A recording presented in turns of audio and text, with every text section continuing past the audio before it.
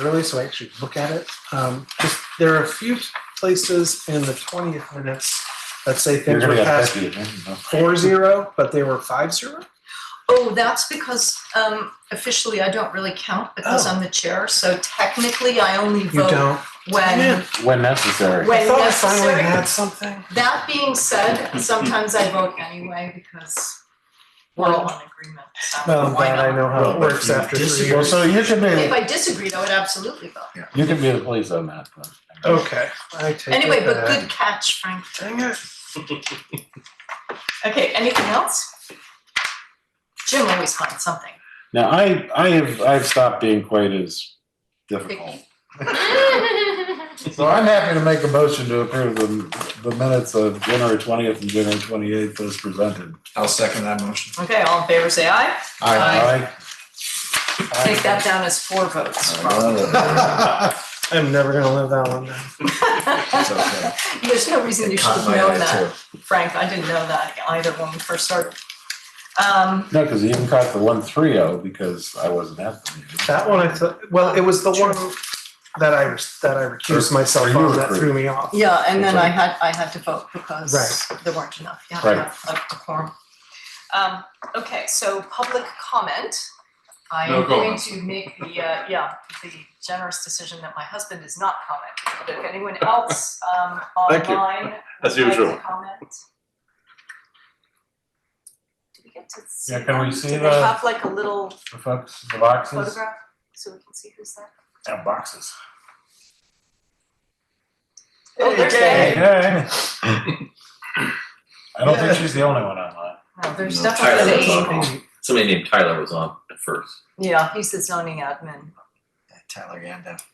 They don't have their videos on. Yeah, they don't have their cameras on, so it won't. We can just watch game. Okay, if there's anyone online that would like to comment, we invite you to do so now.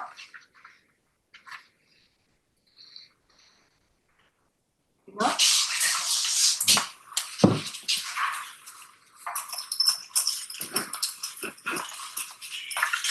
Nothing on the chat.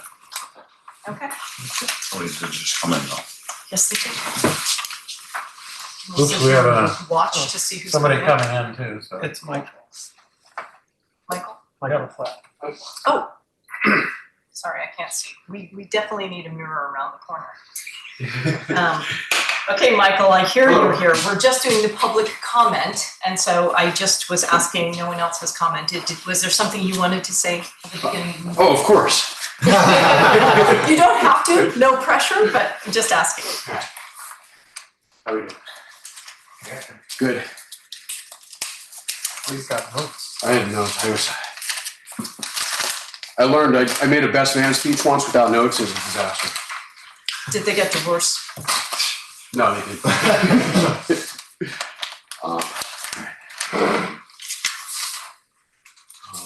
All right, so Michael Flett, 316 Church Street. First, I'd like to thank the select board for the special meeting that you had, cutting off the negotiations. I know that that was a difficult situation. Everything was kind of heated. Everybody showed up, but thank you for kind of listening to a lot of the public. And I know that it's difficult when you have a consultant. But anyway, I won't be the dead horse, but thank you very much for that. I know that people I speak to that they were very relieved by that. So my experience from watching this process with the Raptor Lane since November, I've come every single day. I've learned a lot. What I see is that there's a minority group pushing for subsidized housing in Dorset. And that's just the way I look at it. I think there's a majority of homeowners and residents. Well, this minority group, they really want to have subsidized housing. That's their first concern.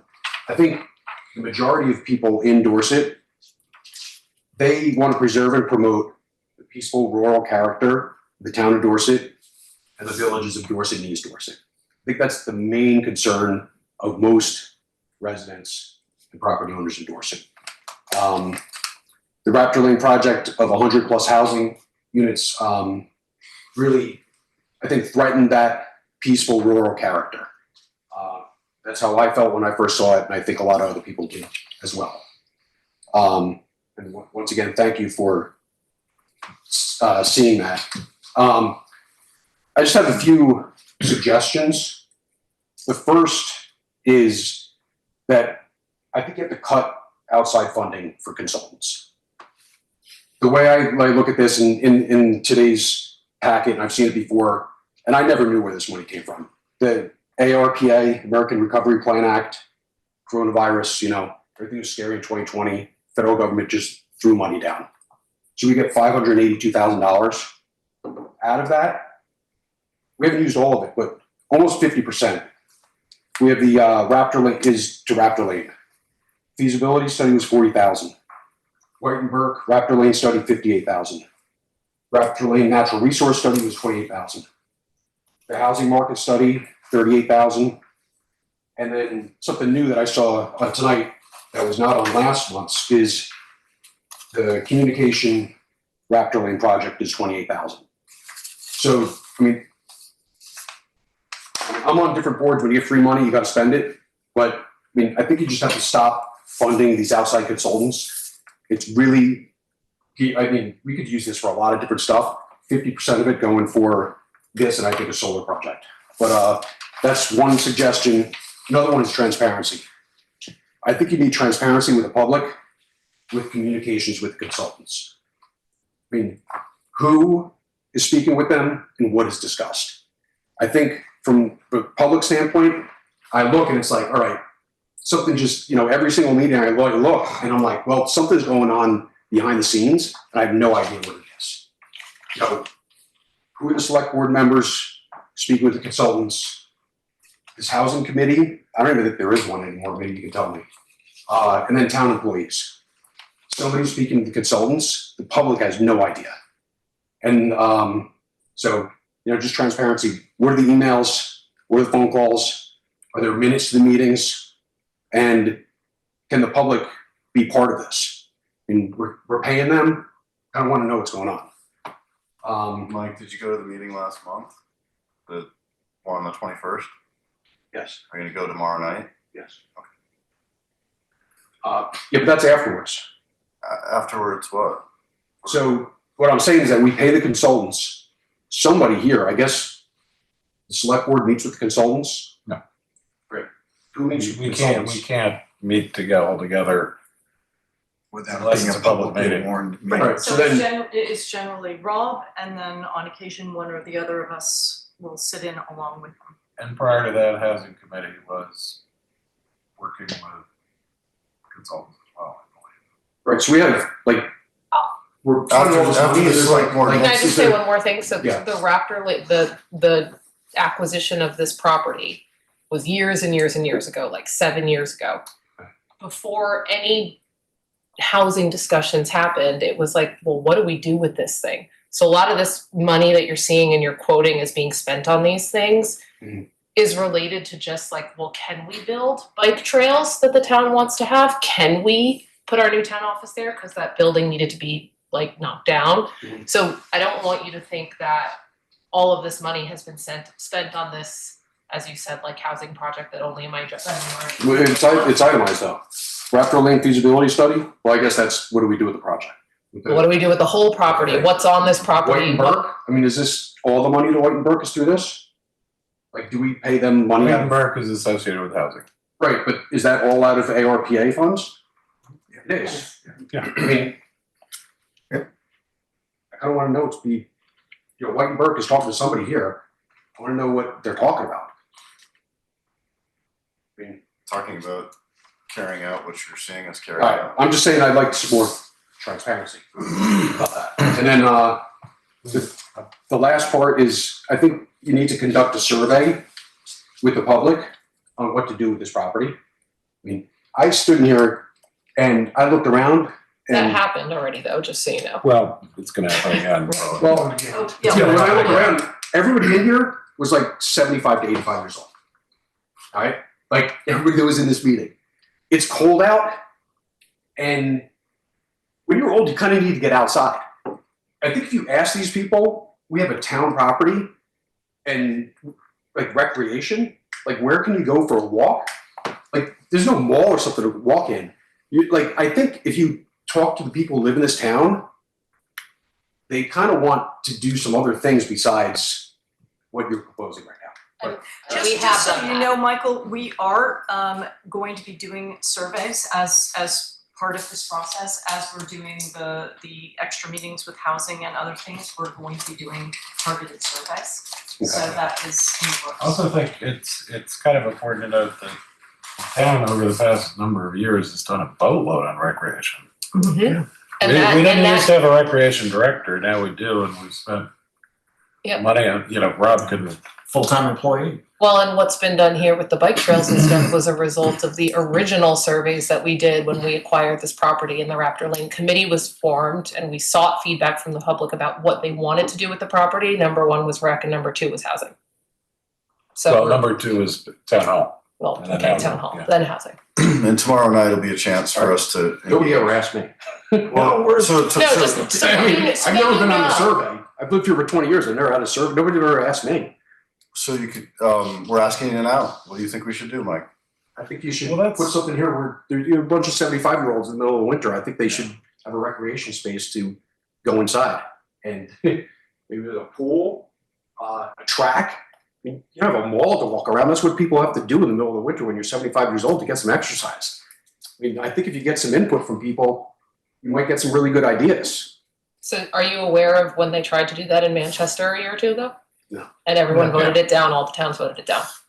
That's a kind of. They had a full design for an indoor winter. Yeah, exactly what you're talking about, and everyone voted it down. But I think it's no, actually, It's a lovely idea. I want to make sure you understand. I think the tone here is actually, I think, everybody up here really appreciates all the involvement of yourselves and other people in this process. That's really important. It's usually like pulling teeth to try to get people to get involved. So the fact that so many people are involved and interested now is a huge plus from our perspective. The last meetings we've had, the last one especially, that's the biggest meeting I've been to, aside from town meeting. I don't think we've ever had feedback. Because the honest truth is, you can look at the minutes and you can watch the select board meetings online, but it's definitely boring and most people have no interest in doing that. But I think we try to do everything transparently as we can. I'm also on the school board. It's until you've got something that attracts people's attention and they get upset about, usually it's, you have a very hard time getting people to pay attention. And it's, it's great for this whole process. This needed the attention of people in town. And so, I think we're pleased with that. I just want to say, because it might feel like we're attacking you for, well, you didn't know, but you didn't do this, or we did do that survey. We're not trying to attack you. We're just trying I to. think the point too, it's not too late. We're the Exactly. RFP process has stopped, and tomorrow night there's going to be a public meeting about how many units and what makes sense, and trying to get some discussion around that. And I think we try to be transparent in everything we do. And an important point is, again, if you're on a public board in the state of Vermont, you have to play by the rules, which means we can't go into a smoke-filled room someplace and decide everything that's going on, and everything has to We be can't done in even get public. together.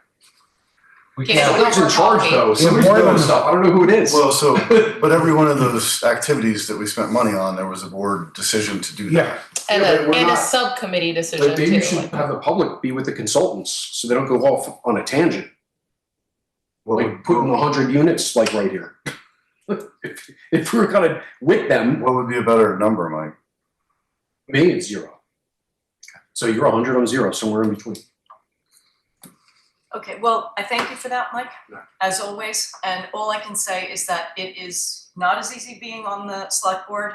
I know, everybody wants everyone to be involved in everything, but it's very difficult to make things happen that way or to move. So generally what happens is Rob will be the one through our direction to work with the consultants. And then as we have consultants here tonight, they will report at the meetings so that we can all be up to date on what's happening and we can have questions and things like that.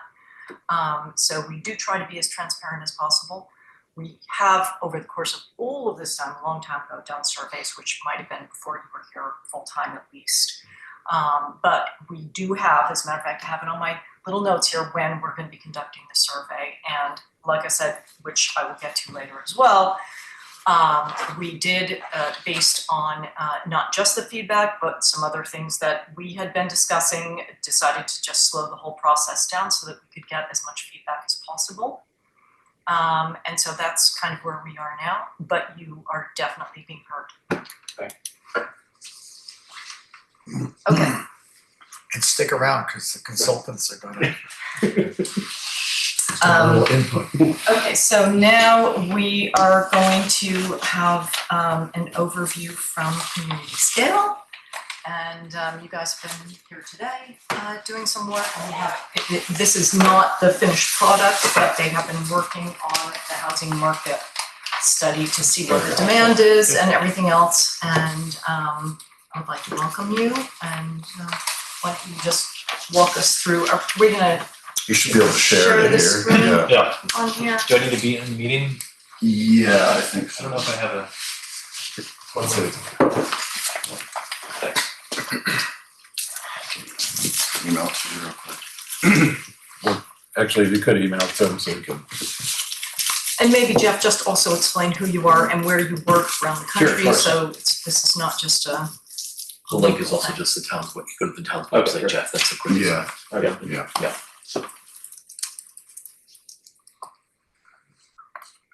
Under agendas on the Yeah. website. Who's the notes to instill? Mine. Otherwise we would have poorly written minutes.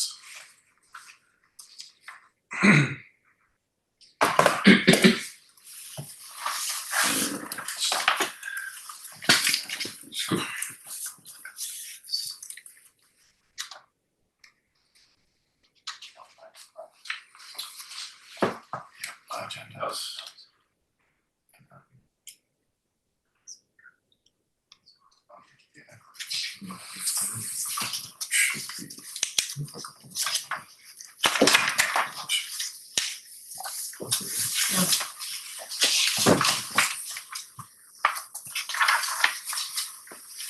The big screen, Henry. Just so you know.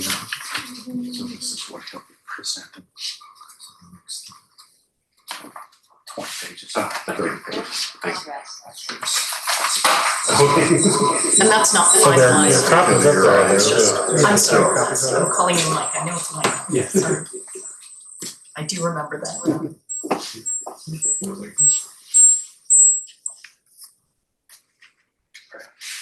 Otherwise, Seem like squeaking or beeping. Yeah, mute that one and then you can use the other mics. Yeah, so muted and turn off the speaker.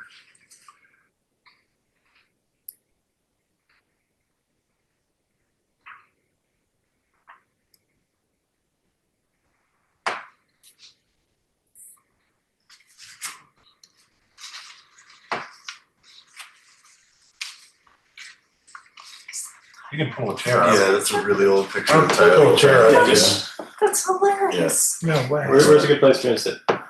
wherever. Yeah, very good. But pull a chair up to the table. He's like, Whatever doesn't hurt your neck. Oh my gosh, this Very is handsome, funny. Tyler. Awesome. You're welcome to join. Okay, Back in, back in, back. All right. Hi, everyone. My name is Jeff Salzer with Community Scale, and I'm joined by my colleague. Hi, I'm Emma Sacha, I'm also at Community Scale. And I'm Brian Pine with White Burke. So, Community Scale is an urban planning firm. We're based in Massachusetts. I live in Greenfield, Mass, which is the Vermont of Massachusetts in some ways. And some of our other colleagues are in the. I live in Cambridge, Massachusetts, but I spent 4 years here in Vermont as an Overseas student. And then a couple of months after that as well as just a resident of Vermont. And so we do housing plans, housing studies, zoning, work like that all over the country.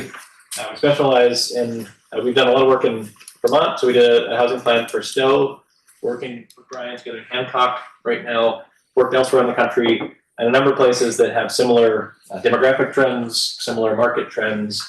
As we like to say, though, Vermont is somewhat unique. Every place thinks it's unique. Hancock, Mass. Hancock, Vermont. Vermont. Yes. Doing a similar study to this. Yeah, so Vermont is, every place thinks they're unique. Vermont actually is more unique than other places. I think there's a lot of the aging population. There's a lot of demographic trends that are particularly pronounced here in Vermont that we've seen in other places that we'll talk about tonight. But there's also some unique things about Dorset within that unique Vermont context that are interesting to talk about. So our project is focused on a market analysis, not just on the Raptor Lane project, but putting that into the context of the overall housing market in Dorset, the housing need in Dorset, and also recognizing that this is a regional market. Housing operates across town lines, and typically the markets we're talking about encompass many municipalities. We also think about employment and other dynamics like that. So what we're here tonight to do is share our preliminary findings. Our process began with some quantitative analysis, which we'll share the findings from. We've also been here all day having a couple of focus groups earlier today. First, talking with people from the real estate community, so realtors, developers, and then after that, talking to major employers from the region, or from the town, to get an understanding of the real estate landscape, and also how housing issues impact or don't impact employers' ability to attract, retain talent, and be successful in their business. So we don't have that baked into our draft yet, but that'll come later. We're also going to think about other barriers to housing production or housing access in the market, and we'll provide final deliverables, the results of our study in early spring. So to start, the housing needs assessment piece of this, we just want to give you an overview of some of the key findings that we've observed, and I want to start with demographics. So things changed rapidly with the pandemic in Vermont and Dorset in particular. So one thing we've noticed is the typical story in Vermont tends to be that the population is getting older, that we see a lot of growth in the 65 plus cohort in particular. So Bennington County, for example, the bottom right exemplifies that trend where there's really not much growth except among older demographics. But in Dorset, it's almost the opposite. And we're surprised to see that there's most of the net growth, in fact, all of the net growth over the past 10, 15 years has been among younger people. And so what we'll find is people with school-age kids that have brought the population back to pre-pandemic levels, but with a younger profile than it had before. And so as we look at what's been changing around the household structures in town, Dorset's attracting younger families again. But these are more married couples with kids and higher income. It's not a single parents are moving out, married couples are moving in, for example. The families with children that are moving into the community tend to be higher income. And we know that they come here for a lot of reasons. Since COVID, people have come here. We've had a second home, now they're full-time residents. The schools are a major attractor of families in particular. That's one reason we're seeing a lot of kids coming here specifically, where we're not seeing that trend in other parts of Vermont.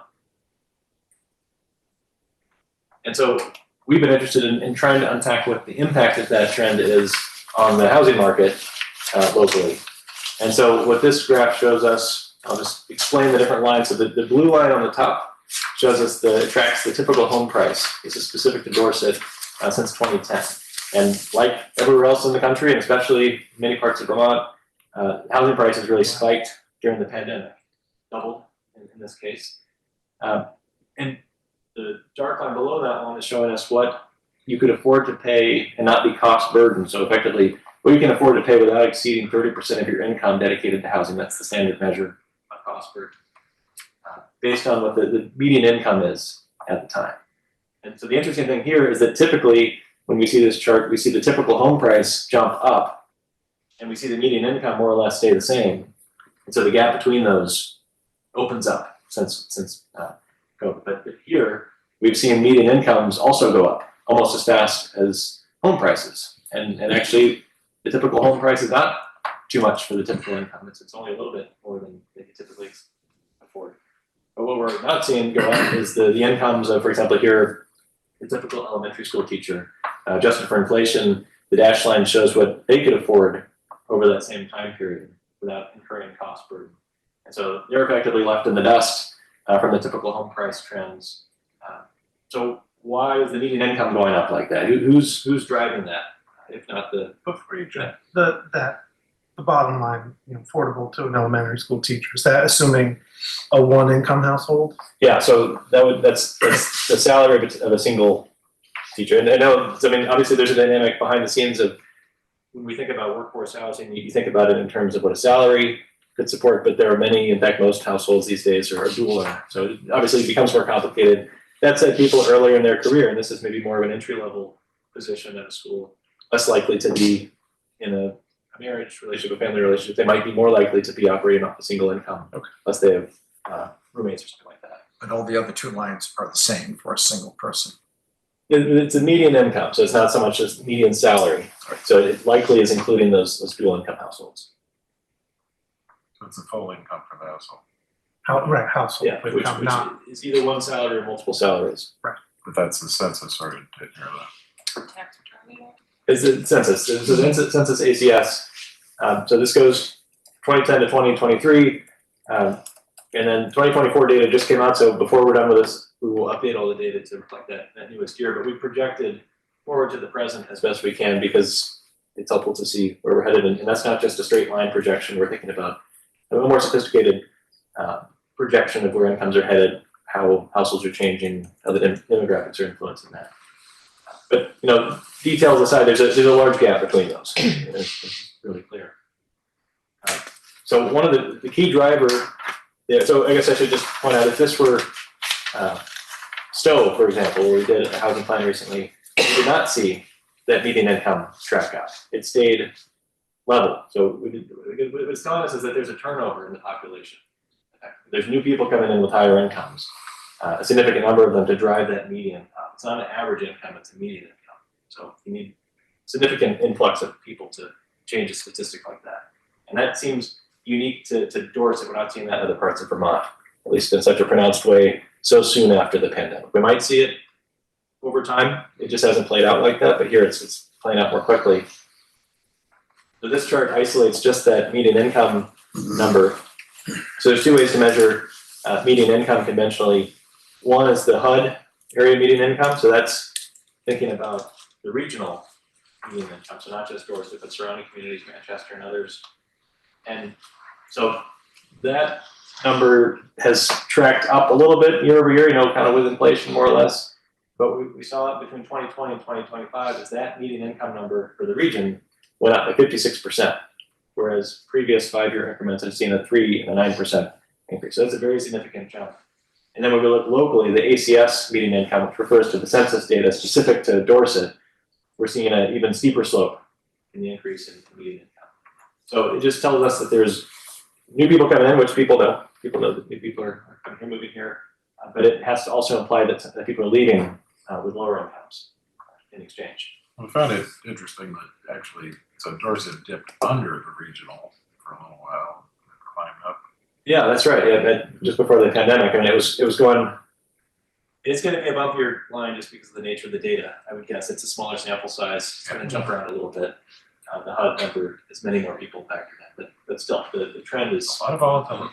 Yeah. And Jeff, could I just note? I think in this case, the word first HUD is Housing and Urban Development. That's the federal agency. Right. Area median income, I believe, in this instance, is Bennington County. Is it not? I believe that's usually that's the metric you're using. That's correct. Yes. Why are you so confident that that dotted line is going to be 145,000? I mean, we're as confident as we can be. When we update this to include the 2024 number, we'll be able to give that we'll have more confidence in what that line is actually doing. So it's an extrapolation of the trend line. It's also anticipating, some continuation of some of the recent trends. So it's a very new trend. So it might be that it's not so steep, and that might be a more sustainable trajectory if it flattens out a little bit. But we wanted to show it as best we could understand it today. In your humble opinion. In our humble opinion with sufficient statistical significance. And when would you be putting in that 2024? Pretty soon. I mean, the data just came out. So you got it last week, right? Yeah, so we would just have to work it into our databases, but I think we can do it pretty soon. It takes us a little while to update everything. So we want you to have that information. So everything will be updated with that before we're done. Right. So you have the latest and greatest. But even that, 2024, that's 1 to 2 years ago. Things are changing fast here. I can also say through our conversations with people, many of the observations we've made in the data have borne out in conversations anecdotally. too. I mean, maybe not with the same kind of precision or statistics, but these phenomena are showing up in the community, in people's day-to-day experience living indoors. So one of the things we look at is just that we want to think spatially about where housing is distributed by price point. And so the chart, this is showing for sale listings since 2023, all of them that we can get our hands on across town. So the darker colors are lower cost, the lighter colors are higher cost. And so generally along the corridors and some of the more historic centers and core areas, those are where the older units are, the smaller units, those are where the cheaper units are. And then the more expensive units, they're distributed all over, but they tend to especially be in the hills, some of the newer, larger homes, as we think are all aware. What year did you say these were? This is between 2023 and the end of 2025, so within a month or two ago. A sparser map, the rental listings over the same time frame. We've learned that one of the reasons there aren't that many rentals to begin with, which we'll talk more about in town compared to for sale listings. We also know that our typical database for this information, it taps into listings that were actually placed online somewhere. And many rental units are rented through word of mouth. There's no central database. You know somebody, and that's how you get a unit. We heard that a lot of units are, when a tenant moves out, that tenant went and found somebody to replace them. Their friend had heard of units being refilled within hours. So there's not a whole lot of data about how all that works, really. It's all word of mouth, it's all informal, it's all through the community. So it just limits our ability to analyze it in this way, which is fine. But what we do know is that rental prices are quite high. And so, a typical rent, 2 or 3 bedroom home is $3,500. For example, very few are below $2,000 or below. When we're speaking with some employers, $50,000 entry level salary, and some of the major employers around here, that person could maybe afford a $2,000, $2,500 maybe rent or mortgage payment. There just aren't that many options at those levels at the moment in town. So when we think about the distribution of incomes in the community, compare that to the distribution of listings, we want to try to see to what degree are the listing prices that we see out there reflective of what the incomes are that people that are already in the community can afford. And no surprise, the blue lines are showing us, as we saw on those maps and other charts, that the listings tend to be really skewing towards the higher price points. The yellow bars are showing us the distribution of household incomes for people that already live in Dorset. And 28% of the population is in the below 30% AMI, as HUD would call it, $33,000 or less income, seniors on fixed income, for example. There are 0 listings that someone at that level can afford, and very few listings that people in the middle incomes can afford. One of the reasons we're seeing more, the 41% down at the bottom, which is the highest income level. A lot of those folks moved here recently and are fleshing out that income bracket. But the main takeaway here is that there's not great alignment between the price points for units that are actually available out there today, and at least the people that are here today. So as long as people can stay on the unit they're in, they're fine. But if they needed to move around for any reason, they expose themselves to today's market, and it could lead to displacement for some of those folks. As cost of living rise, and prices continue to rise. So another way of looking at that is to measure the levels of cost burden in the community. So again, this is just people who currently live in Dorset. So those AMI brackets that we often organize incomes by that's 100% AMI that's the median income in Bennington County, as Brian said. So just to provide some relative comparison of how the incomes compare to each other. Most of the people at the lower income levels are cost burdened, so they're spending 30% or more of their income on housing. And the red, the severely cost burdened, those people are spending 50% or more. So that's not a sustainable long-term situation. It often can lead to people just being priced out, living somewhere else.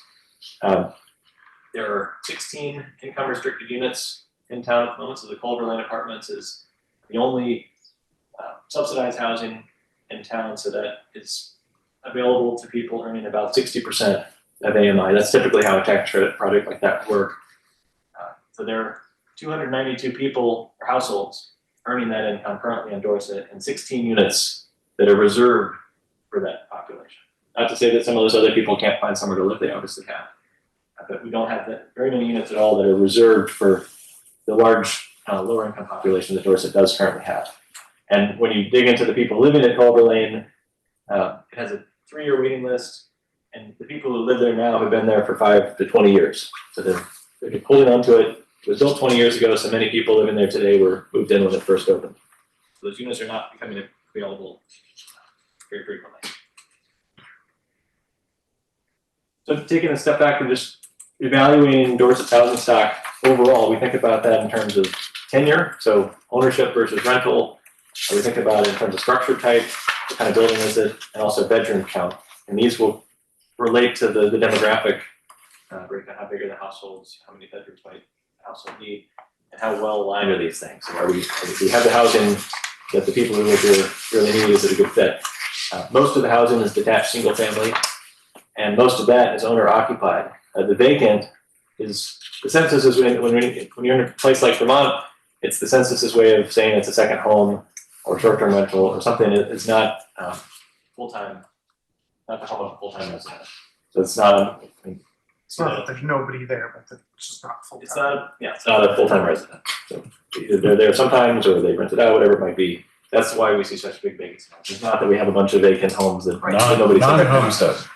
Non-homestead, not always the same, But here it's pretty, sometimes well, except businesses and all. Yeah. there's all sorts of weird things. Yeah, I mean, generally, that's a good. Vermont being weird again, yes. Yeah. Well, in other towns in Vermont, you can be owner-occupied, non-homestead, depending on how you bought your home. If it belongs to a family member, there's all sorts of reasons why you might not be homestead. But for general purposes, it's a good way to talk about it. So mostly detached single-family, very few other types of units, and very few rentals in general. Most of the units are 3+ bedrooms, so not so many smaller units.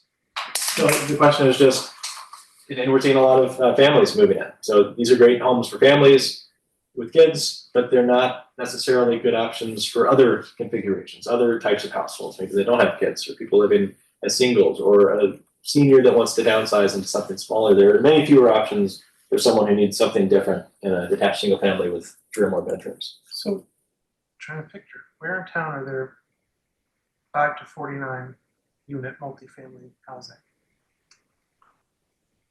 It's probably gonna be your large estates with multiple 911 numbers. Okay. In my guess. So just another slide about the second homes is we have seen an uptick in the number of second homes or short-term rentals, whatever they may be. So the yellow on the chart on the left is showing that growing share, approaching 50% of the housing stock, at least according to the census vacant designation. We do have a short-term registry in town. We're still getting those dots mapped. It was 60 or so registered short-term rentals, I believe. So the bulk of these quote vacant units are second homes, not short-term rentals. And we have not built very much recently in Dorset. So there was a lot constructed pre-1930. There have been some ups and downs, but in the past couple of decades, very few new units have been added to the housing stock.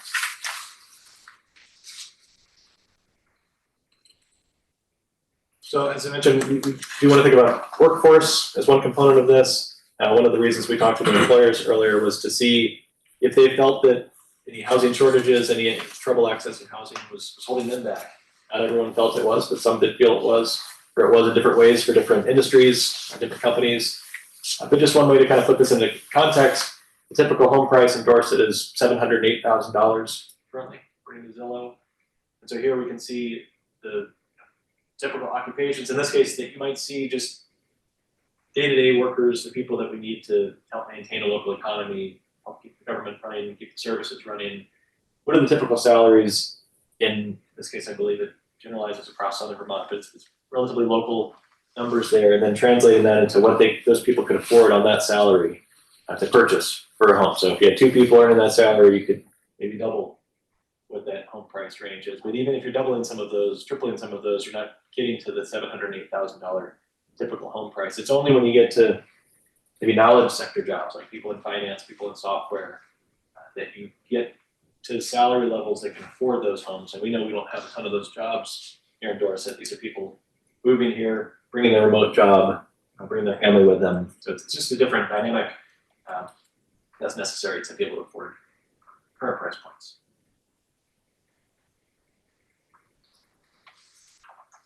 So in the meantime, where are people who work these jobs living?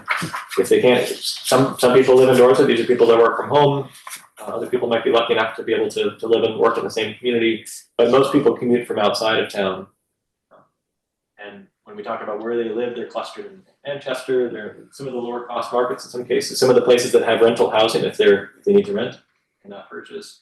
Just over the line in New York State, there's some clusters of people. So people are traveling quite a distance to get to their jobs here, but that's not necessarily something that's unique to Dorset. That's typical for Vermont.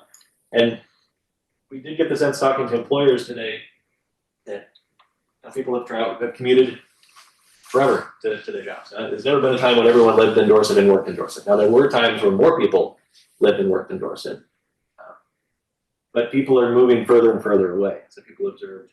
What we found in other communities is there does come a time where you just find a different job. You can't find a home you can afford close enough to make it make sense anymore, and you choose a different job.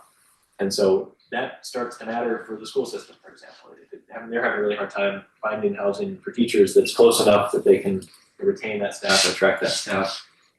Other people, some of the service industries, didn't report having a hard time, but they're not recruiting. They're not actively recruiting specialized staff. They're just, people are willing to travel further for jobs, and so that's allowing them to keep things going. But people are traveling further and further. So one question, it's a bit of an open question, I think, is will there be a tipping point where housing costs are just so high for such a radius around Dorset that it becomes harder and harder to maintain the local economy that everyone loves about this place? As we're having some of these meetings, we're just asking, what is it about Dorset that everyone can agree on that we like about this place? And it was the unique stores, the way of life, the quality of life, the local businesses.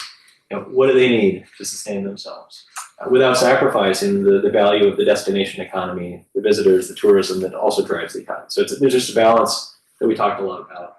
So our questions are just, how does this factor in? How important is it to make sure people who work here and live here or live nearby? And furthermore, it's not a Dorset problem alone. This is a regional challenge, statewide challenge. And then with respect to the housing market here, it's a regional housing market. It's not just the Dorset housing market. It's not just the Dorset economy. But Dorset does play a role and has a place in it. And the other thing is the longer people are commuting, the more of a climate impact they have, the more carbon emissions that are released. There are other factors, other problems that start to be exacerbated too by these longer commutes, this more dispersed workforce. So we have more detailed data in a second, which I'll share, but were there any questions or comments on that first portion of the presentation? Makes perfect sense with everything I live and breathe and see and hear. So. Yeah, just curious about, again, you're saying Dorset is a little unusual.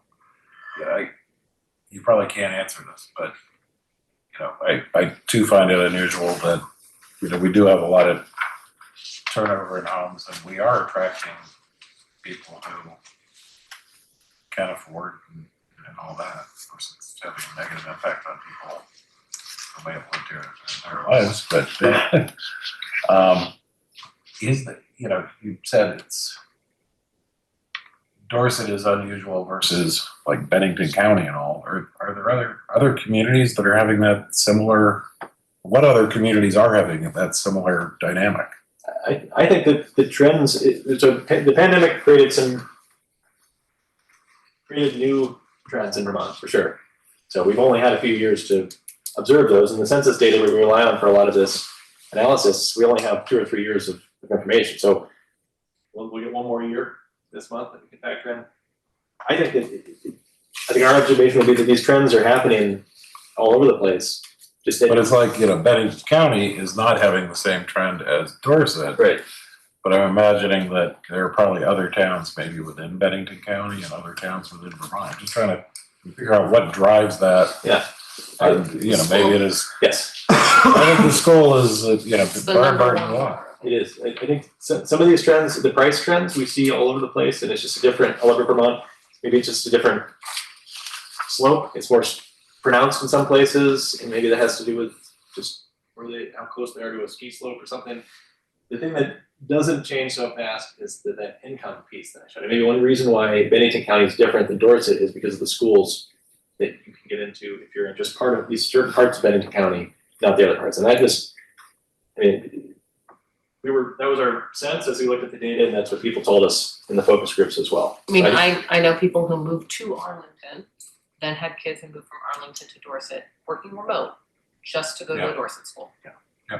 That's common. Yeah, I think also comparing it to some of the data points come out of the Stowe project, you have similar home value appreciation. You're not having the same turnover rate and not the same sort of growth in median income. And in part, that's because the school in Stowe isn't as good.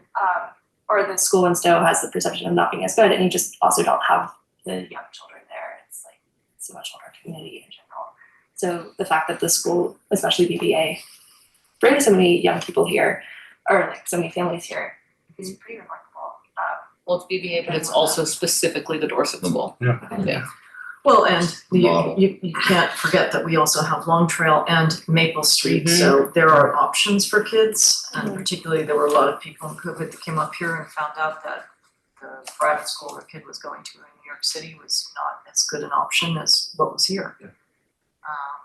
We heard reports of people staying in their homes for 4 years and leaving. So I'm on the school Yeah. board, and I can guarantee you that every year we figure out, anywhere from 15 to 30 kids, we just tack on as the expectation that they're going to move in just to go to, in ninth grade. Yeah. And, we know that we adjust that every year, but we have to, kids that we don't know anything about, but they show up every year, so. Does that projection largely come to fruition, adding that number? As I said, we look at it over time, and this year we actually added fewer kids. Last year we added 30 and we were a little bit over.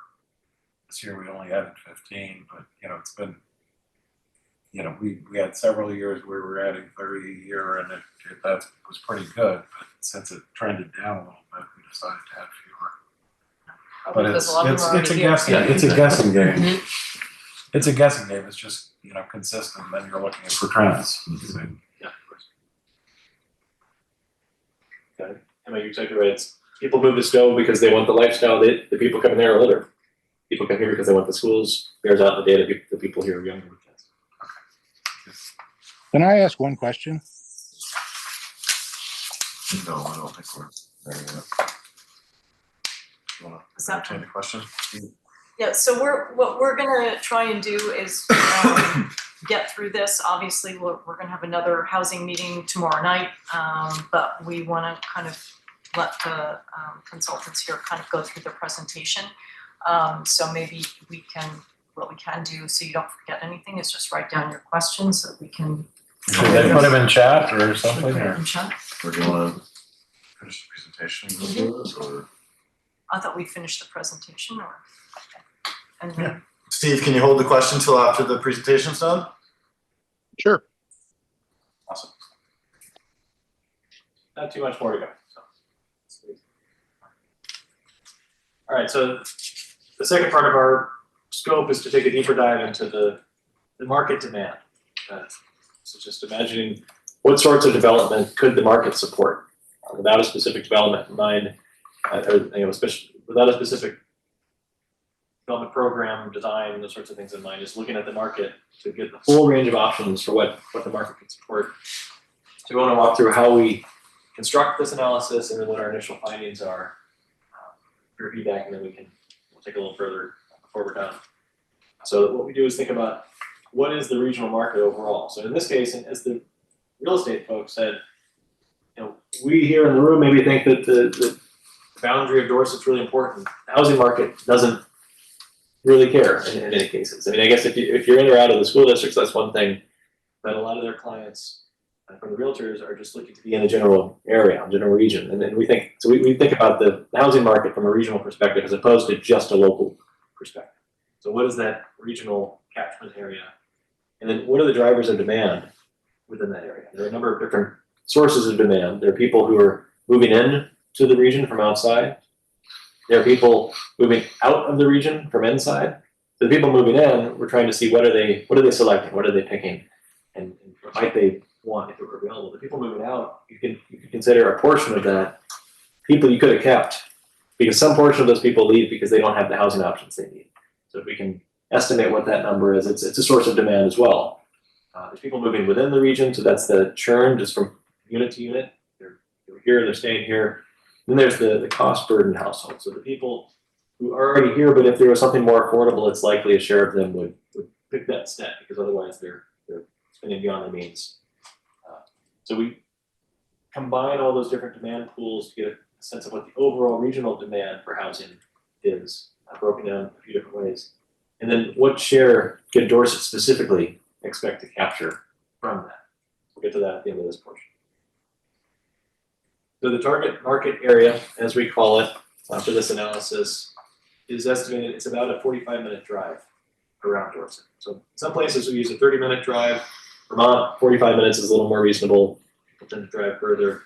So the blue line, the blue area is about what that 45-minute drive is, and then the black area is the geographies we had to snap this to, because that's how the data is organized. It's just census geographies, census tracts in this case. So that's the area that's factoring in to this measurement of overall demand in the region. So I'll try to just summarize what the takeaways are, so not to try to talk too much about these charts, but general trends compared to some of the analysis we showed you before. So people coming into the region tend to have, people moving within the region from place to place have lower incomes than people moving into the region from outside the region. So that's, we've already talked about that. So people, you're moving around within the region, you're trying to compete against higher income people coming from outside. And it's going to be more pronounced as we go. More people moving within the region are more likely to be cost burdened than people moving from outside the region. So again, it speaks to the competitive disadvantage that people have. That we talked to the realtors, and they were trying to remember the last time one of their clients had to finance their purchase, for example. So it's the cash buyer versus the person that lives here that's trying to find a new unit that might need to get a mortgage, for example. So again, the people moving from outside the region are outcompeting the people who are already here trying to find a new unit within the region. From a household size standpoint, when we look at the people who are within the region, and the green line is the non-movers, so it's the rest of the population. It isn't actively moving, but they're here. The non-movers have the smallest household size, followed by the people moving within the region. And then the people moving into the region have much larger household sizes. So this is just another way of looking at the families with kids are moving in and competing for housing with people who have fewer people in their homes, likely no kids or maybe one kid, smaller households. So just a significant change in the household profile of folks in town. But also leaving too, is that the... Yeah, so I mean, that's a tricky one to interpret, but yeah, the out migrants in some cases, I mean, maybe these are the people whose kids graduated from high school and moved away.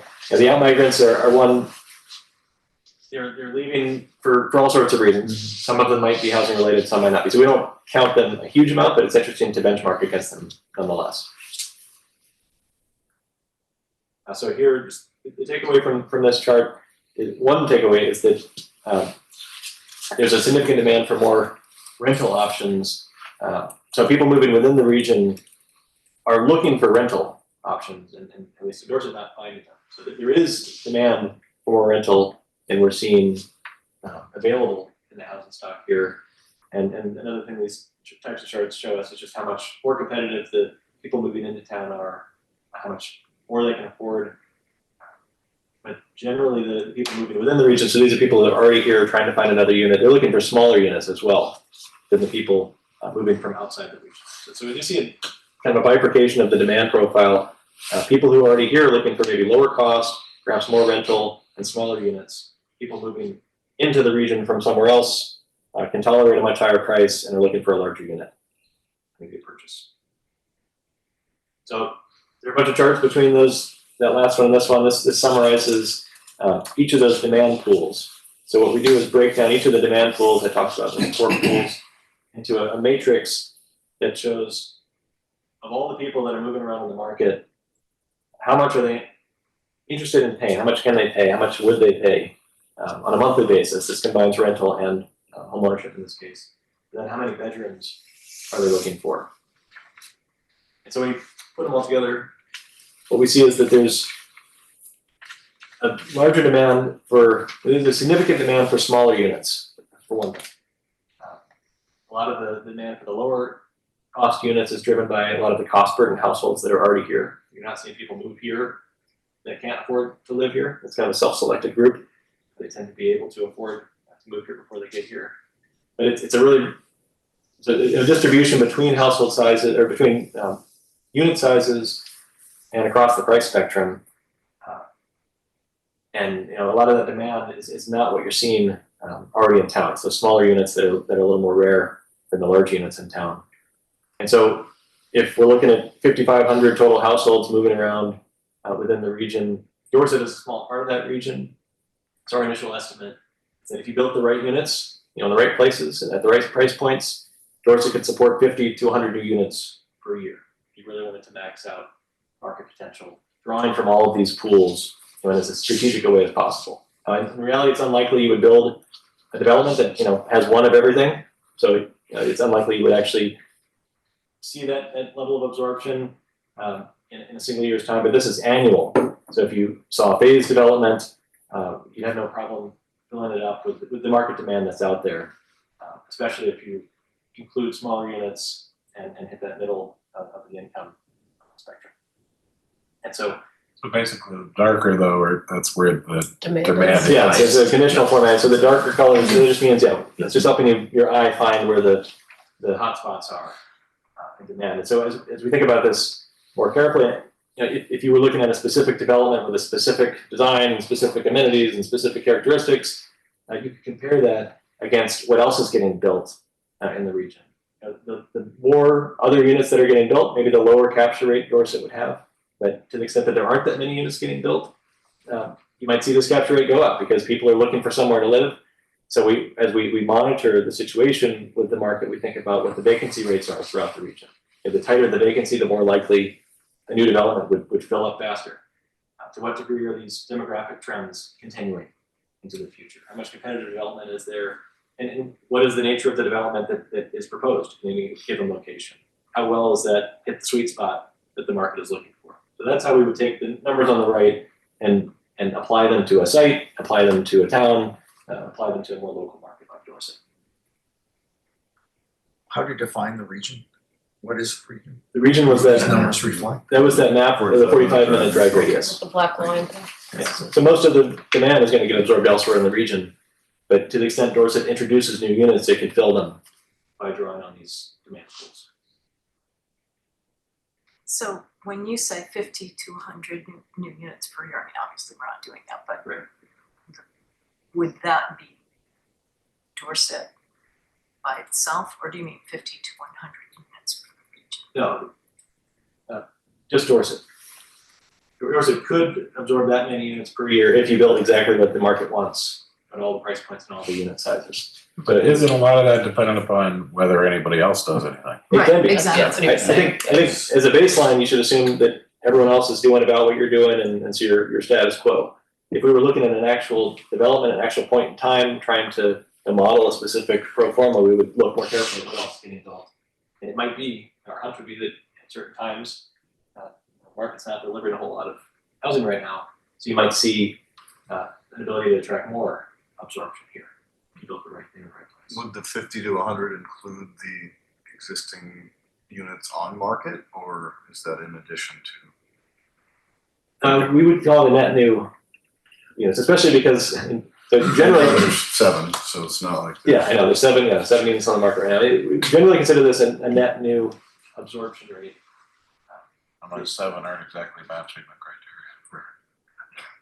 Because that churn is just in the background already also. It's the baseline, yeah. And this is annualized, so one thing about it is it doesn't just accumulate. If you don't build anything for 5 years, you don't get to turn that. You don't get to multiply this by 5. People find somewhere else to live and kind of reset the clock for the next year.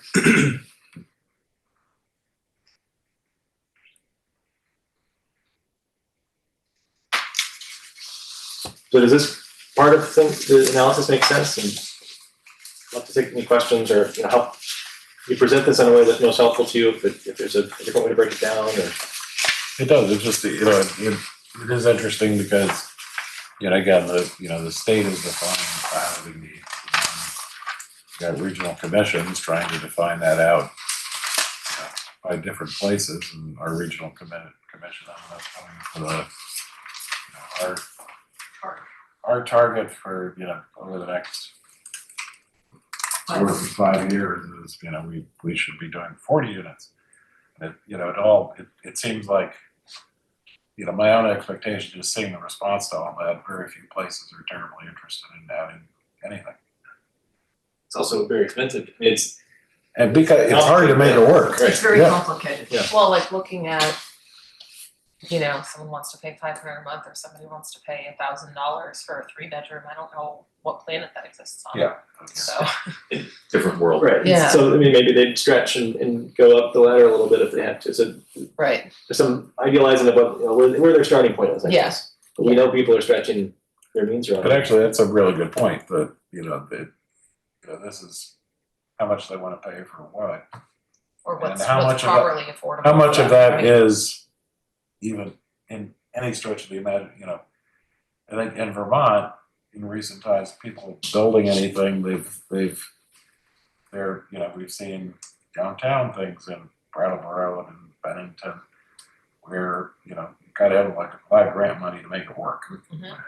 And in housing too, you need, a lot of often, grant money, something to make projects work, to get anywhere in the ballpark. And oftentimes not even close. And then, you might not be able to do it, Right. But that just, if the demand, again, if the demand's there for something that's impossible to produce, then it's just kind of not very terribly relevant. But it has long-term impacts on communities. Well, The fact that there is no housing. right. Well, and this shows demand above and beyond that one, cross section, demand above and beyond that. Yeah. Demand that probably is more sensible. More But I think too, it in a way, I look back at, I've always been kind of interested in, because I've known people who lived at Culver Lane. And looking at that, it was always sort of like, wow, that's an interesting project that, was created, and it's a nice place to live and all that. But I'm like, that was the only one that's there, and it's actually worked really well over its 20-year history. And it's like, that is a way to potentially create something that can meet demand. So we've shown in town that it's possible to do the impossible sometimes. When we talk about demand, is that what people want to be paying, or is that tied into that overburden 30%? Those people are in here. So people that would be interested would be looking for a different unit than they have now. Okay. So some people are paying beyond their means, and so parts of this reflect if you give them something that's closer to what they can afford. There's one reason why the numbers tend to be a little larger at the lower income levels. But this is all of those different dynamics put together. And this doesn't discriminate between rental and ownership. And we heard, looking at the data, it suggests there's a lot of demand for rental. Talking to people, like I said, they're filling rental units in a matter of hours. Feels like there's a major shortage and a big need for more rental specifically. And that also could be at any price point where you can make it work. I mean, if you built rentals, there's very few of those getting built right now. So again, the capture rates might change if the timing of the development here is such that nothing else is going on anywhere else, and there's demand isn't being satisfied somewhere else, or if the trends continue in Dorset specifically, and people who are already here looking for alternatives just find that they need that alternative that much more over time. The other thing people talked a lot about was the downsizing options in town. And the dynamic there is there's a lot of people living in homes that are too big for them. And not everybody wants to move out of the home they're in right now, but those who do and want to stay in the community could free up a larger home for a new family or somebody else and move into something that may be more right sized for them, single level living, floor maintenance. And there weren't enough options like that. But a lot of that is, people who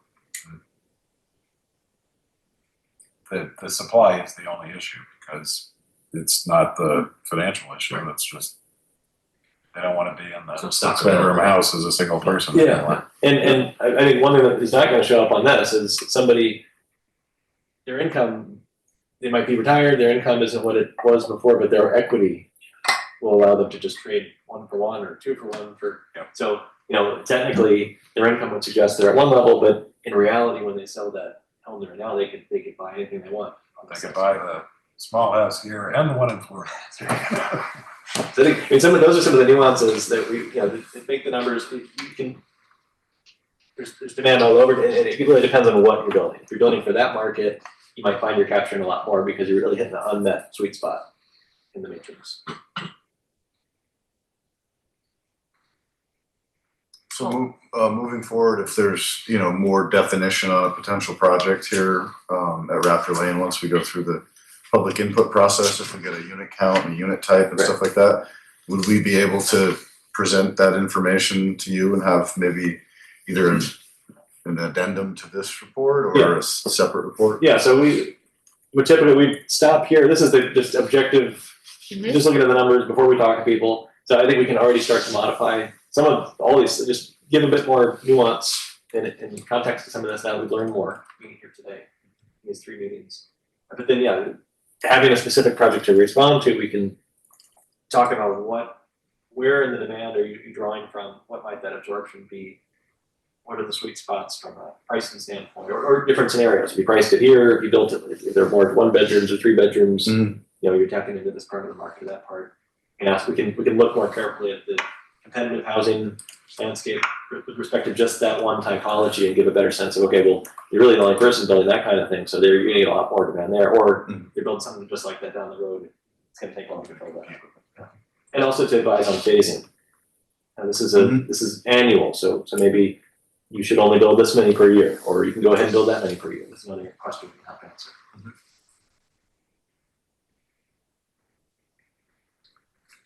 So hear from Steve. Steve, are you still there? You want to ask your question? Yeah, thanks. And thank you to the select board, as Michael said at the beginning of this call. Really appreciate you guys slowing down the process and taking everybody's opinion into account. 2 questions, really. One is, a couple times early in the presentation, you said high-income residents may be displacing low-income residents, but how does that take into account real estate activity, which prior to COVID, houses sat on the market for years here. And I think 2020 and 2021, the number of houses that flipped every week was, out of control. So you saw people, not necessarily low income residents being displaced, but people choosing to cash in on the equity and the hotness of the market so that people would actually buy, because people would buy homes. So that's my first question. And then the second question was the speaker at the last information session, Kevin, spoke about trying to bring people into Vermont from other states and that we needed to grow Vermont. But it would seem, this presentation seems to imply that the real need is for people in the region within 45 miles. So how does that accomplish the, kind of the goal of growing Vermont if we're just moving people around from other towns near here? Great. Those are 2 good questions. The one thing it makes me think about is we have heard reports of people who pre-COVID were second homeowners that are now full-time residents. Mm-hmm. So it could be that some houses became homestead houses. Is that track? Because it's a very fast change. And I think you're right that, there are a few things at play. And first of all, I guess, does that bear out? Is it? Yeah, the transfers, kind of what Steve was referring to, is like the transfers, like in the height of COVID, there was, more secondaries turning to primaries than what we would be normally. Yeah. Okay. So that's a good wrinkle, I think, to help explain how incomes could rise, because those people now are they're classified differently. Now their residents, their income is being reported as a Dorset income and not a wherever else income. New York, Yeah, so I think that's an important dimension that we can at least acknowledge, and we'll see if we can measure it And you can't unfortunately get data on exactly who, where they are. You have to make some inferences, but that's helpful context. The question about Kevin's presentation. So I just want to make one, I should have made this clear. So the first portion of our presentation was the housing needs assessment. So it's our understanding of what types of housing do the people who live in Dorset now need based on household size, based on income, and how well is that being served by the current housing stock. This portion, the market study, is not about need. It's not a prescription for, it's looking at it from just the market's perspective, which doesn't care about policy, doesn't care about growth projections or anything. It's just, if you were to build something in a given community right now, who's out there that might move into it?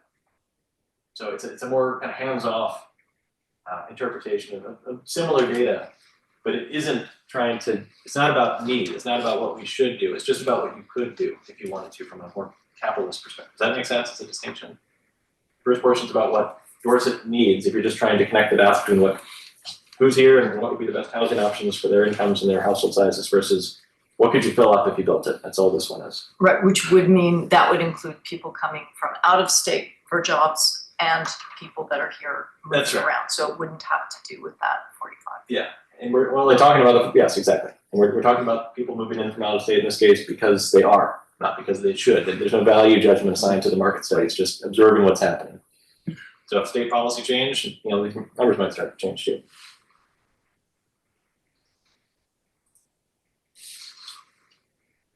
Can I ask a question? This is Tim Post. Thank you for the presentation. You've addressed the demand side of the equation. Regarding the supply side, Raptor Lane's a unique opportunity in that a developer can get the land for $1. There's potentially CHIP funding available. Can you hypothesize why 60 developers turned down the opportunity to build housing here? Yeah, answer that one. It's a tough question to answer because the factors that impact the developer's decision as to whether to choose a given site depend on what else is available in the market and what other opportunities there are. Development is fundamentally about seeing an opportunity, seeing demand, seeing a need, and being able to act at that time. And so just because you put it out to bid and there are towns in Vermont who have put out to bid property and they get one proposal and the select board asks, should we reissue the bid? And the answer is, it depends. If you think that this proposal fits your needs and they meet the criteria that you set out, you probably should consider just working through a process, fully vetting them and determining if it's the right developer for the project. It is a good point. It's a good point whether the RFP that went out was tailored exactly how the market was looking for this RFP to be developed for this site. Remains to be, we don't know that. What we know is at the time we had some interest. We had one development proposal that came in. We had a development group that just wasn't able to put together a full proposal, but had interest in the site and thought that the town was going in a generally positive direction. And that was the other proposal that was more of a proposal than a letter stating that they didn't have any interest.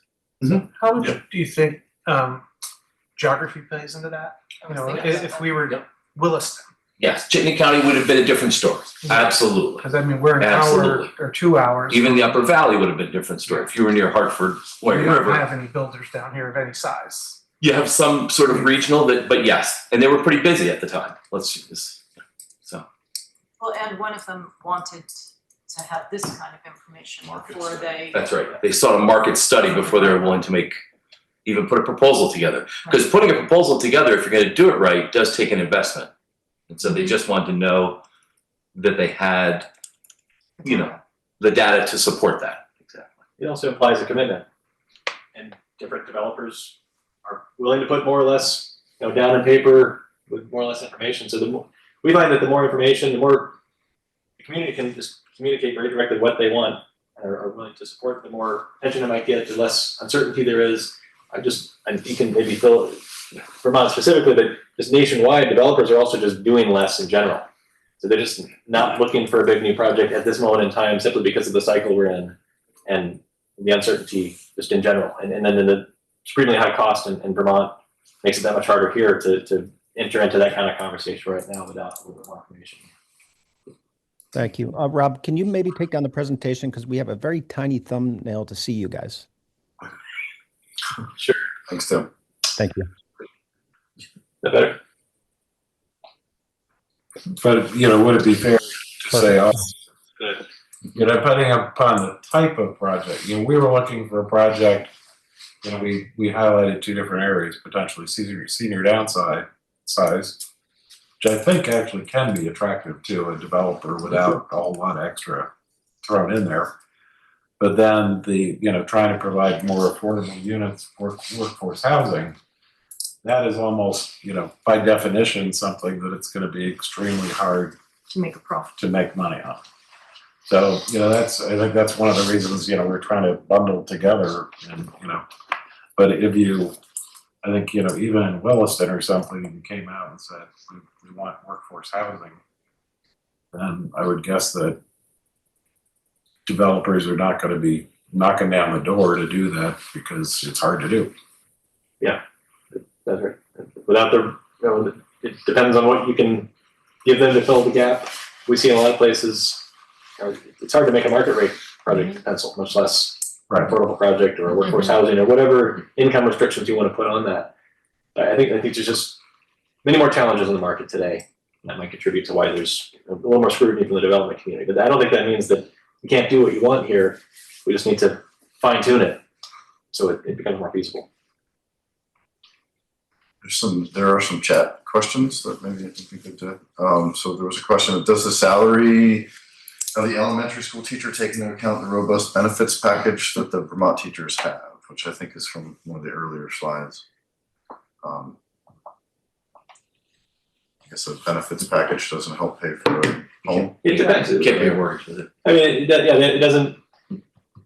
it doesn't fix the fundamental gap with being able to afford the mortgage, but it does address some of the other, often what we see is there's this blanket math equation where we try to see whether or not people are spending 30% of their income or not on housing. And that's really not, it's like no one actually spends 30%. People all over the map. And so sometimes we do an exercise where we model household budgets. A single person that doesn't have dependents and doesn't have that much, has no debt, 30% is no problem for them. But a family with 2 kids and childcare and some student loans, they can't afford to spend 15% of their income on housing because all of it, so much of it is already committed to other obligations. So it's great that the benefits are good. Maybe they pay less for healthcare, less for health insurance, but even with that, it's not going to bridge the full gap to what housing costs today in Dorset. Next one was, how about stopping non-full-time owner short-term rentals to increase the housing supply instead of building, like Burlington did?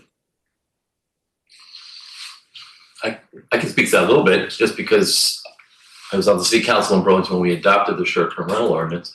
Burlington didn't stop short-term rentals, they just regulated it much more significantly because it's taxed. So the state portion of the rooms and meals tax is applied, then the city does its own tax on top of that and uses all the revenue. But it isn't used for administration of the tax to go to the housing trust fund to support new permanently affordable housing. So Burlington didn't actually stop short-term rentals. I don't think your study is finding that short-term rentals are, well, I'll let you talk about it. Yeah, I can also jump in Sure. and say we looked at the short-term rental registry as well as a couple of data points from AirDNA available through the state of Vermont's housing data website, and 5% of the homes in Dorset are listed seasonally. I mean, there's some seasonal fluctuation, but you're gonna have anywhere between like 40, 45 to maybe 70 or 80 homes, just depending on the season. And it doesn't stay constant through the year. So you have people leaving for weekends, maybe like a super profitable weekend in October. There might be 80 homes on various short-term rental websites. And then in March, when no one wants to be here, or when it's stick season, you may have less just because people are here. And so there's nothing, because it's 5% and because it also looks like the median amount of income coming in through short-term rentals each month again, it kind of varies seasonally, is anywhere between like $1,500 and $2,500. It doesn't seem to be disrupting much of the market. Sure, it's still like, I guess that's a sizable amount, especially if it's money that's not committed elsewhere, but it seems also based on stakeholder conversations that a lot of that might be going to paying property taxes and just maintaining the livability of someone. We have our registration. There's about 60 that are on it right now, and there may be some of the 60 that would be available for long-term rent or for sale, but it seems like most of the 60 would not. They would not be available for long-term rent, and they probably wouldn't be sold. Talking to the realtors, they field a lot of calls from people from other places interested in an investment property that they can short-term rent. And they said that the cap is $500,000. If you have to pay more than that, it isn't going to make sense as a business. And so we've already passed that point in Dorset. So they said there are other parts of Vermont where you can still get a property cheap enough to make a pencil as a short-term rental and have that be its primary use. But here, people are, as Emma was saying, using their units as short-term rentals just now and then to supplement. We see that in college towns too, like in South Bend, Indiana. People will move out of their home for the weekends during Notre Dame games. Right. Just a handful of games, they can pay their mortgage, pay their taxes, and stay in their home. We saw that in Stowe as well. It's just a strategy to not have to move. It helps you bridge that gap on your tax bill or whatever else. But I think the sentiment from the realtors was, if you didn't let people short-term rent, those units would not become available on the long-term market. They would just stay second homes that no one was at. So it isn't. I think it is a problem in other parts of Vermont. It just doesn't seem to be a major driver here. That 500,000, how would that relate to someone who wanted to buy property to do a full-time rental? Full-time, not short-term though? Not short-term, but if I wanted to buy this house, I'm going to be a landlord, rent it out full-time. Is there a similar number that's lower probably because you can make more money as short-term? Yeah. Right. So it might be 300. Who knows? I don't know. Yeah, the way to talk about But it would is probably be lower. lower because Yeah. you're charging less of a. Definitely. Yeah, but I think, I've gotten the impression over time that a lot of the short-term rentals, you have a lot of those people who, they actually might become out migrators if they couldn't short-term rent. Yeah, right. That's what's allowing them to keep the house. That's what the real estate folks said today. Yeah, that's right. That's what they said. Yeah. Most of ours are second home. Yeah. In our the ones that are registered. There's not a ton that are like a family home or it's owner occupied, or ours are mostly kind of second homes that would probably remain second homes. But someone else's second home. If they couldn't do that to Yeah. So it's a second home that maybe it's someone who's been coming in for years and is part of the community, and it allows them to keep it in that. So it doesn't compete with it doesn't compete with adding new inventory. I guess one other curious thing, so Oh, I will yeah. go ahead with short-term rentals, but one other curious thing to show up or like come up during the realtor conversation was the fact that some people had done a short-term rental situation either in the region or in Dorset and gotten sick of the short-term rental situation and high turnover, and so they had turned it into a long-term rental. At the same time, that doesn't necessarily solve the demand crisis for long-term rentals, but just a curious, talking point and data point anecdotally to note that people just are turning things into short-term rentals as a business practice. Yeah, and there's a lot of in and out of the short-term rental market. Yeah. At least we're through the data software that we use. There's a lot of in and out. There's a lot of stuff that shows up as maybe being used for a little bit, and then it kind of changes and goes away. And then for us, it doesn't hit our benchmark, so they don't have to register. But there's a lot of movement to it. Michael. Have you looked at ADUs, the accessory dwelling units, at all, and how this would fit? Like, I look at it from my perspective. I always look at, if I can always buy something that will help me pay my taxes, I'll do it. So when I first got into my house, it was a rental downstairs, and I was like, hey, if I lose my job, at least I know my property taxes are paid. And now, at a later point in my life, I'm like, well, you start looking at retirement, and you're looking at, our taxes here in Dorset are like, they're crazy. It's your own fault because you bought something that's worth a lot of money. It's just a percentage. But if you want to stay, if you can put an ADU in and solve this problem, like I really like people, like if you can have somebody who does that, like and then that helps you. And you could do that cheaper because you don't have to buy the property. And I think there's other incentives in Vermont if you do that, as long as you keep the rent below a certain amount. I look at that as a possibility of how we could solve some of these problems. And then one of the things with these ADUs or with the Airbnb, you just, if you're going to do, like if you're doing an ADU, there's rules that you do from the state. If you're going to get, I think it's $60,000, you don't have to pay back. But if we could do something on a town level where if you're going to do these, you can't Airbnb it. And so it has to be for a 12-month rental. So I don't know, that would be something where it doesn't jump. All of a sudden you do these things. You couldn't do an Airbnb anyway if you take the state money. But it's something that we can do along with the state and then also with people who already live here. If there's a demand and we can help satisfy it and people help themselves out as well. I don't know, that would be something I'd be willing to put on my property if I could. Yeah, so there's, Can we quantify the impact of, or the opportunity and impact of ADUs? Is that the? yeah, I mean, we've done, there's you could measure the number of parcels that could have one. Right. It's just a geometry exercise. You often have to either add a septic or enlarge your septic to accommodate it, unless some people will take a bedroom offline in their home and then build an ADU so they can kind of tap into the septic without having to make it. So the tricks like that, we hear about people who maybe downsize into an ADU on their property that's more accessible and single level and set up for them, more efficient, so they can rent out their home or even sell their home. Right. So they don't have to leave. One of the challenges is that building an ADU, even on property you already own, is surprisingly expensive. So I think lots of people think it's a good idea and have looked into it. At least speaking with the realtors, it often doesn't make enough sense unless your motivations are it's not just about making the numbers work. They did talk about people interested in just helping who have, I guess, some extra money and buying a condo and then renting it at a lower than market rate just to be helpful. So I think, I'd say you wouldn't want to make it not allowed to do something like that. But it tends to be more challenging than you might think, unless maybe your property is perfect for it and you have the space. And so I think it's a case by case situation. Do you know how, like the uptake on the state program?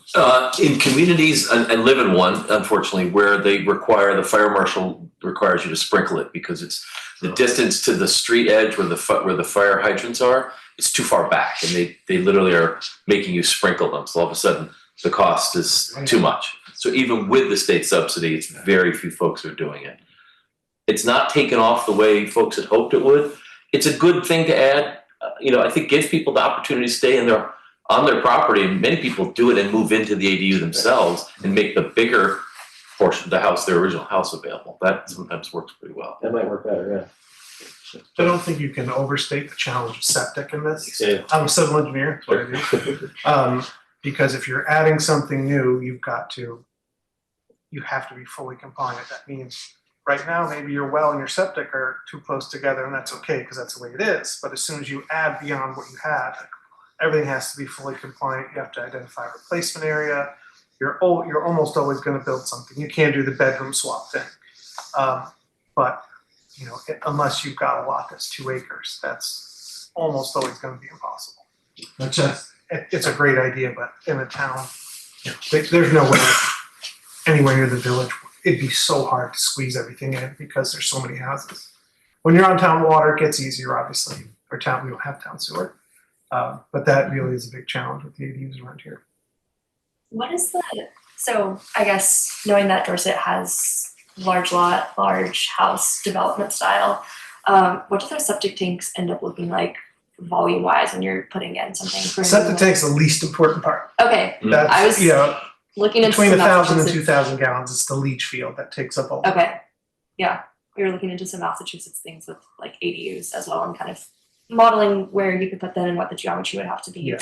And like adding, I forget how many gallons it is per bedroom, like after it, where it's geometry starts to get weird. Building code also starts to factor in. One thing that we look at is places with big houses, maybe turn those into multiple units. There's been another form of, people generally think about an ADU as a building in your backyard. That's one of many types of ADUs. More commonly, it's a garage, it's a building that already exists that you put a unit into. And that can be much more cost effective if you have the septic capacity. Or you take an existing house and cut it in half internally. But sometimes you hit building code issues where you have to bring the whole thing up to code, or if it's a third unit, you have to sprinkler it. So we get in our own way with the building code on all fronts, but in some cases it can make a lot of sense. What about deed restricted housing? There's many other high value second home communities that have successfully created housing trusts that have funded workforce housing through deed restricted housing. Is that something we've considered? It's come up as a talking point. We have not made recommendations like that yet, but there are precedents for that. Other communities, Stowe is one that has an affordable housing trust that they're implementing it right now. Another thing people can do is deed restrict their own home. So when it is sold, limit either the income, or one thing we talked about with some of the folks during our focus groups was to deed restrict a home so that it's only available to first-time home buyers. Not even change the price. Sometimes first-time home buyers can find a way to make those price points work too, but they can't get in there fast enough. There are other competitive reasons why they can't. They don't have the can't cash. cash. Right. Exactly. So if you could you can still get your return on your house, but you can deed restrict it so it's only for first-time home buyers. That could help diversify the buying pool, level the playing field competitively. So those are some examples that have come up in our conversations here. Right, but that's something an individual would have to decide to do. The individual, yeah, you can have a program though, and often you need someone to manage and administer the deed restriction, which you could have, the town could have a partner for. I don't know if you want to talk about Stowe at all. Yeah, I mean, in most instances, towns hire that out to a regional nonprofit like a Cornerstone, because they're in the business of stewarding these deed restrictions already on the homes that are in their portfolio. So Shires would have done it in the past, but it's not Cornerstone. So you could do it where you, as a town, had a housing trust fund that you figure out if the voters wanted it, you could create a trust fund and use some funds from there to kind of incentivize deed restrictions. That would be an option. Right? Do we know what the participation rate that Stowe gets? Stowe hasn't actually, they're just voting on it right now to create the housing trust fund. So they're What do really they anticipate for a effective impact? I don't know. I mean, you guys did the housing needs study to help them come up with that idea, I think. They don't know what they're going to get for volume. They don't know. I think it's 5 to 10. They'd be pretty happy if they got 5 to 10 a year for the first few years. So it's not a massive number. I'm gonna jump in here really quick, just because I was reading about deed restrictions, I guess, late last week. I think some of the more salient examples come from Colorado resort towns. Today, I believe Aspen came up as a place that had deed restrictions on workforce housing. Potentially it was for first-time buyers. I think in certain Colorado resort towns, you end up with deed restriction programs where the town is buying the deed restriction or offering certain tax incentives, and maybe there's a way to make sure that the person who buys the house, at least one person in that household, is working 30 hours per week in that resort community. And so it's tying it to workforce housing in that way. It's not necessarily income, but just making sure that it's a person that works full-time in person in whatever resort community that may be. I'm not sure how that would necessarily play out in Vermont, but those are some other deed restricted precedents. Up and so Ski the towns, model. big ski town. Yeah. You know, one of the takeaways I think is you could design it to your values and your goals in the community. There are a lot of different models, and if you take it into your own hands in that way, you can kind of dictate how it works and control for that. Does the deed restriction, is that generally forever, or is that for that one transaction, then the next person buys it, would they? There are different models, and sometimes it's 30 years, sometimes it's perpetual. There are certain models where you can limit how much the next person can sell it for. They can only keep so much equity that they gain because they only paid a certain amount, and then the rest of it goes back to the trust fund. Is that the Culver Lane sort of model? Yeah, shared equity. It's shared equity. Yeah. Yep. And you can have it be a 20-year term, but it renews for another 20 every time it sells. So if it sells within the 20 years, that clock starts over. That's a common model to encourage longevity. But that gets the need for, you need someone to manage this. You do. because You it's, need a steward. Covenant. You just call it a steward and covenant. Yeah. Yep, and I mean, my question would be about context. You know, if a little bit about the inventory question and how the report's going to talk about inventory as to right now the inventory we have is it healthy, is it not healthy, what would be a healthy inventory? And then, some of these other mechanisms, it's not a, it's a together. Both and. Right? Yeah, It's not in place of. Yeah. If the inventory numbers are, on the low side, where it's, with an extremely low inventory, you're not gonna get much traction until the inventory starts to change, in terms of what's available. And some of these other mechanisms aren't gonna be levers that are gonna, affect the inventory drastically, versus adding inventory. Yeah.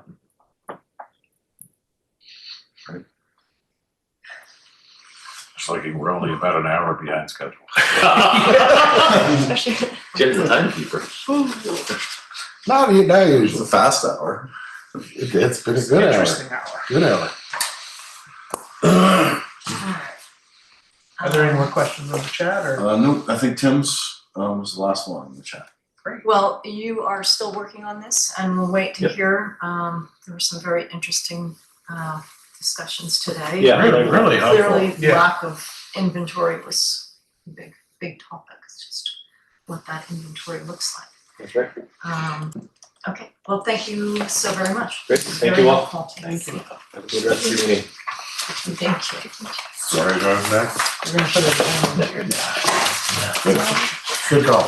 If it was done in 30 minutes, you'd drive So I was thinking, for HVAC. Yeah, it's too dark. I'm staying with a friend in Manchester.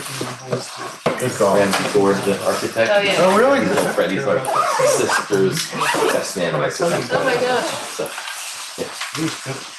Good buddies with my father-in-law, too. Interesting character. Okay, I think I'm signing yours. This one's mine. Yeah. Thank you. yeah, I'm good. Guys, thank you guys. Really good stuff. Safe travels. We need to have a smart discussion. Yep. At least some of it.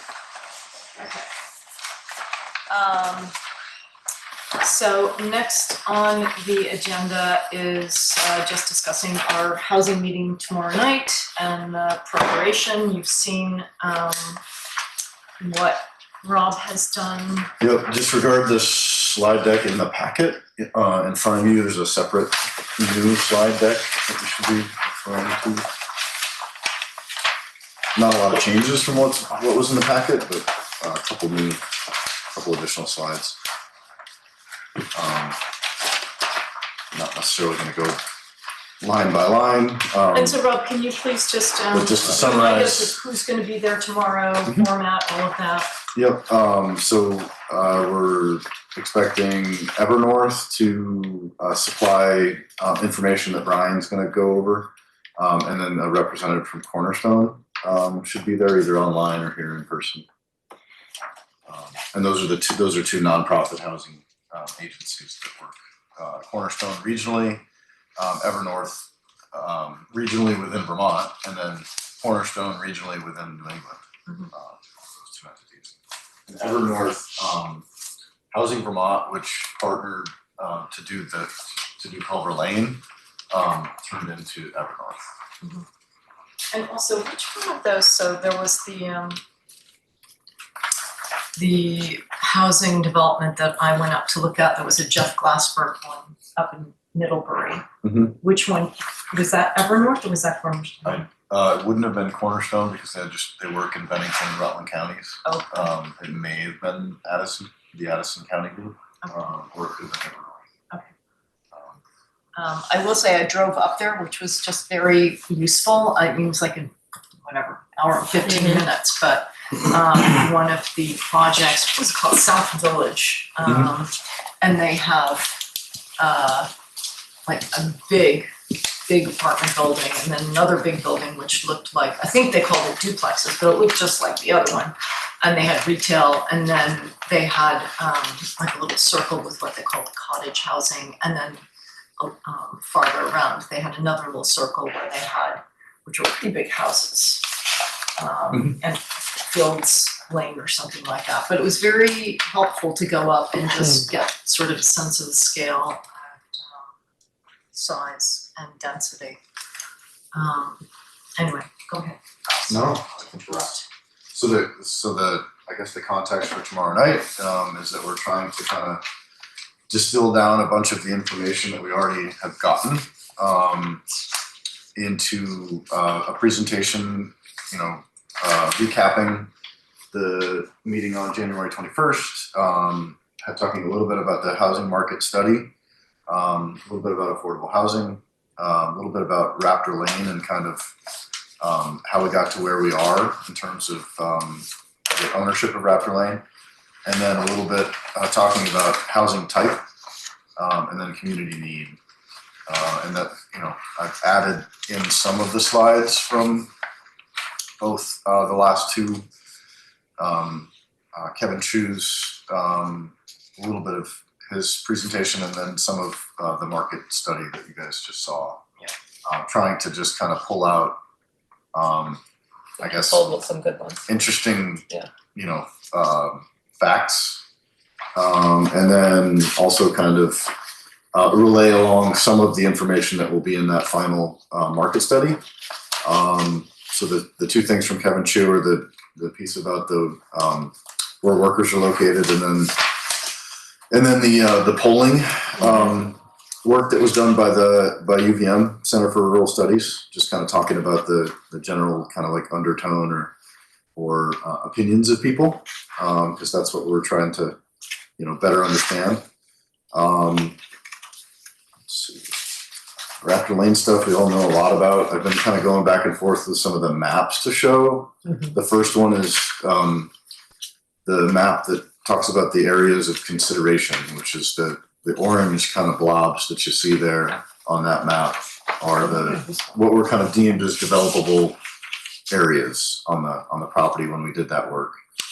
And then the second map is from the Edmund capacity review, and it just kind of sets the stage for, hey, the capacity is a certain amount of units, and then more of some kind of more pertinent information that we'd already kind of talked about in terms of demand, growth rates, inventory, the breakout of the housing stock, and then getting into some examples. The first couple with the single family and the duplex, it kind of points to the math in terms of if it's $450 a square foot to build, even a 1,500 square foot house is going to be 600,000.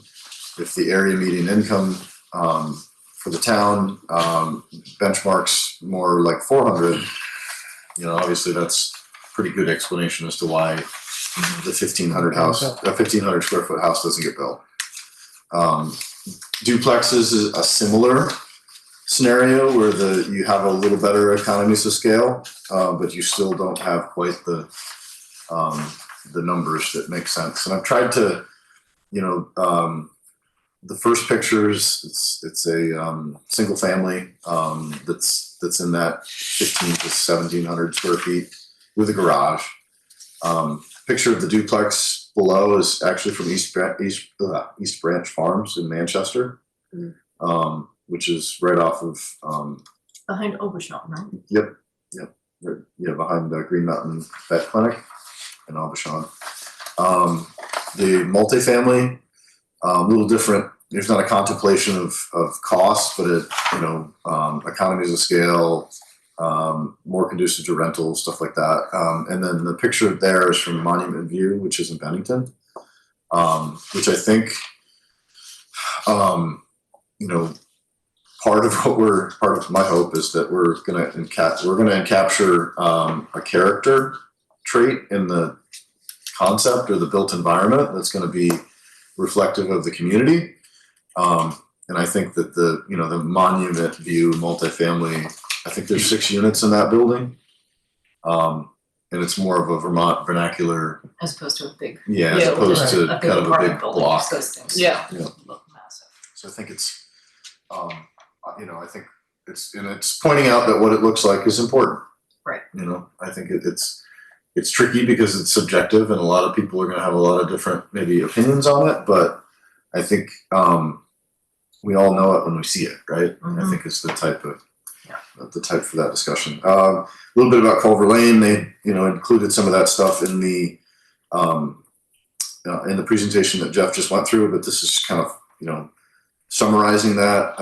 This is one that the town played a role in. Actually the unit count, 16 rentals and 4 owner occupied single families. The picture is a picture of one of the single families. Is it the single families that are market rate, or is it? There's single families or shared equity. Okay. So that's where a portion of the value stays with the unit to keep it low for the next purchaser. And that's within the deed? Yep, and it's managed by, it's managed. The whole property is managed by THM. It's in a deed restriction, so when that comes through, it can only be marketed a certain way, and then the attorneys follow that prescription when they do the transfer. So those are about 1,400 square feet, I think. Those single families, yep. And they don't turn over often, but I think most of them have turned over since the first iteration, which essentially what that is doing is it's giving somebody a foothold into the housing market, letting them build a little bit of equity, and then you assume that when they move, they're moving up to a larger home. And the single families, there's service industry workers that live up there. There's municipal workers, policemen. The rentals. You said elderly as well. Yeah, the rentals are I think mostly seniors, mostly probably working seniors that are in the rentals. A lot of people that you probably would recognize if you saw them. And again, it's managed by THM. So there's kind of a mechanism to have rules for what it looks like and how it gets maintained and stuff. And the town passed through a block grant to make that happen. Safford Commons is just Woodstock's version of Culver Lane. I picked through the photo in there because it's, again, I think it's nice, nicely constructed, nice looking buildings, which I think is, again, important in the discussion. And then the next 2 slides they're meant to kind of show an evolution of kind of housing development and what happens or doesn't happen or is more feasible over time. The first one is Myrick View, which is in Dorset. It was an Act 250 subdivision in the 70s, and the development itself is on 30 acres, but there's 17 acres of common land, and then the houses themselves are on about 1 acre. And there's a range of 2, 3, 4 bedroom, 5 bedroom homes, in that kind of neighborhood, which is when we talk about mixed units and mixed types of housing. That kind of is an example of a little bit of that need, where there's big homes and small homes. Cottage Lane, which is a similar kind of to Myrick View, where it's all single families. But you can see that it's been shrunk down. Now it's in all fairness, Middlebury has municipal water and sewer, so they can get more density.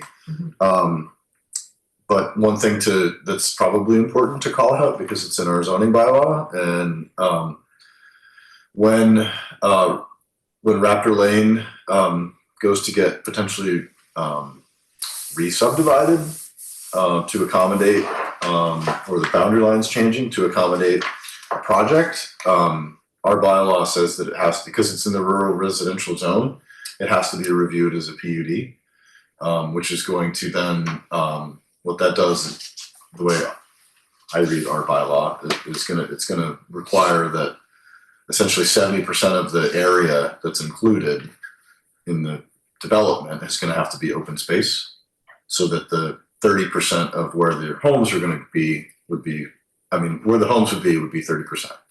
of the area That's that what you're, you're talking about, buffer zone. you know, like that there- you're developing. There would have to be property just left. Yeah, and that's going to push toward more dense development. Now the ones in Middlebury are on, it's like 1/10 of an acre, which is, you know, probably much smaller than what ours would look like, but it gives you kind of a sense of what that, you know, what the progression is nowadays with trying to preserve the open space around the development.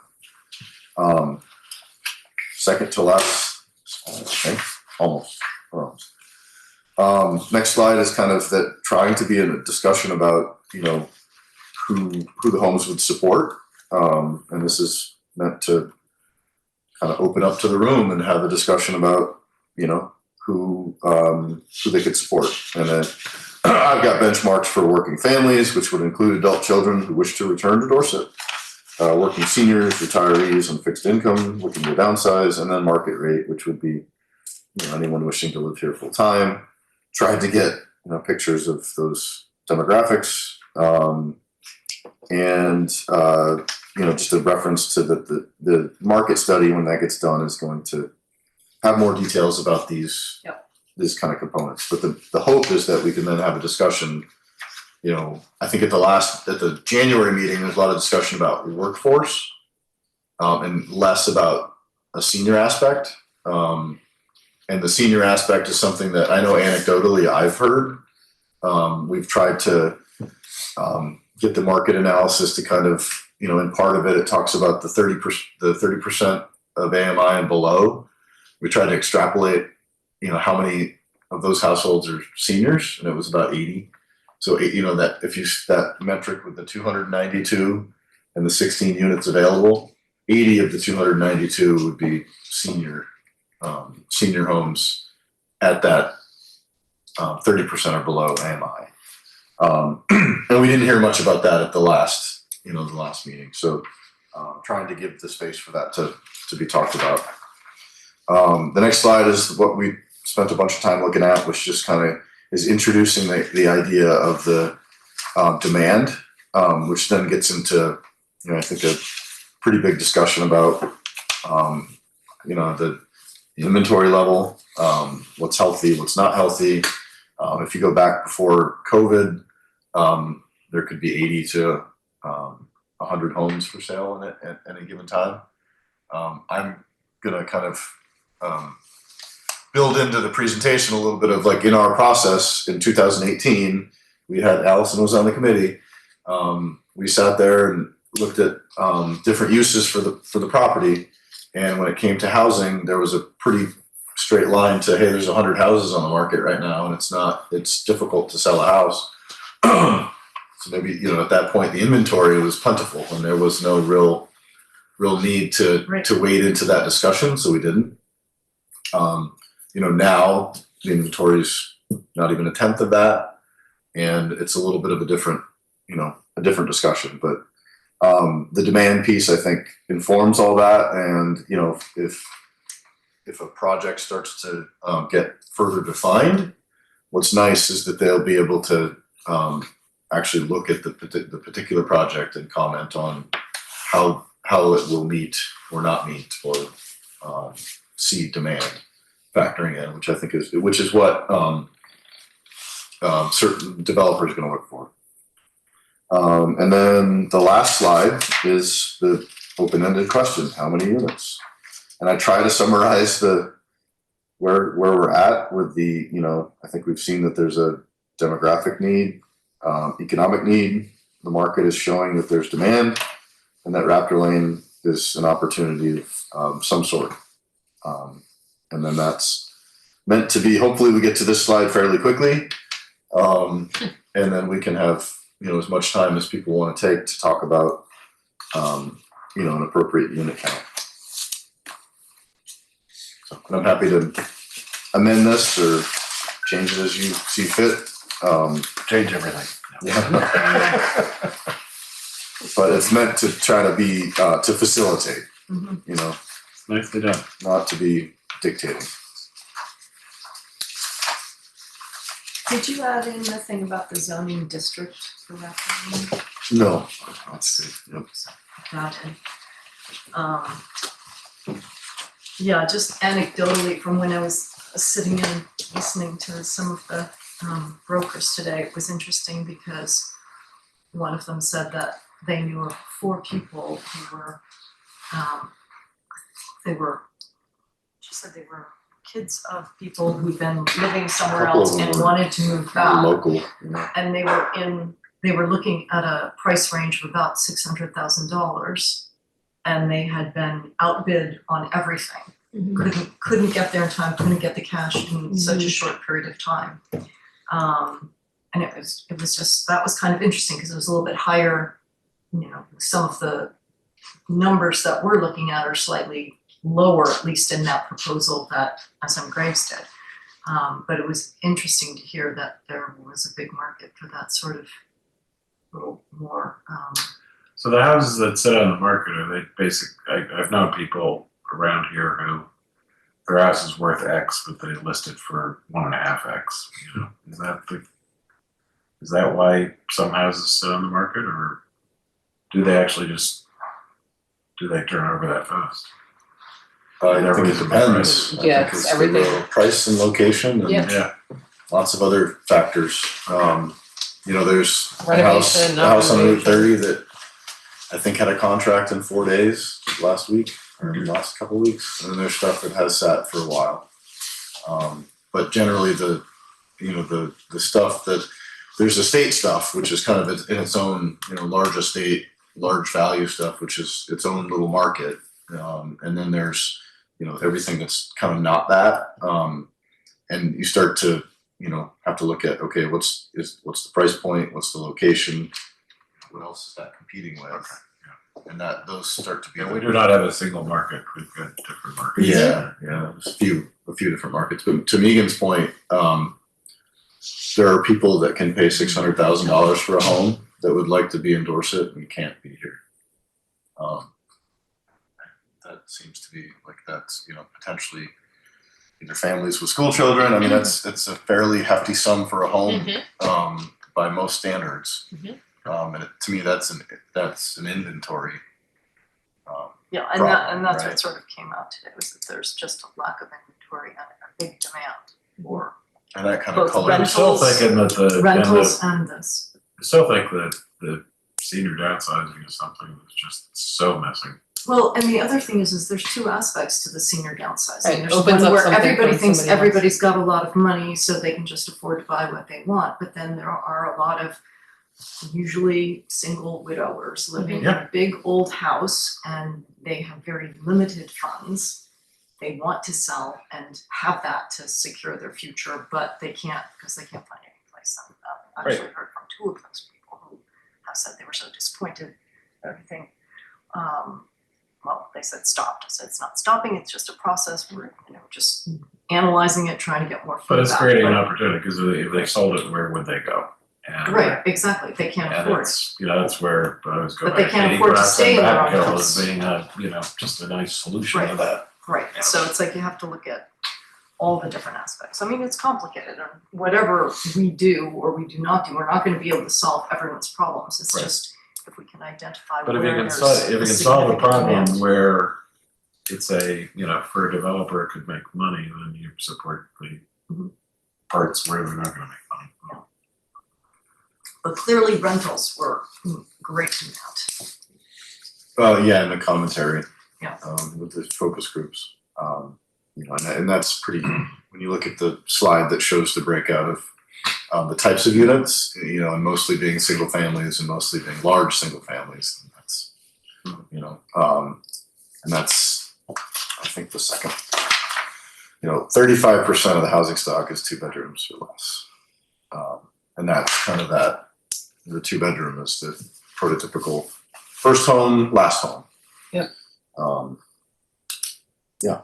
Well, So- definitely the schools are one of the places where they feel it the most when they're trying to recruit teachers and they can't find housing, and, you know, oftentimes they're not gonna be able to afford That's where, again, $600,000 house. Right. But they might need a rental. we've ended up really relying on the fact that we seem to be a very attractive place to work, so we usually end up hiring from Other people end up traveling districts, from another yeah. district in a lot of cases. But we can't fill, every year we've got unfilled positions that we can never fill. Mhm. You don't get the right skill set. All right, well, I think this looks good. Yeah, and the only thing we didn't really, at the end, I've got a reference to, hey, there's gonna be more meetings. I don't have dates, but just this general sense of like, the housing market study final presentation could be a public meeting itself. And then once we get into, topics like project financing with CHIP and, other stuff, it does start to get kind of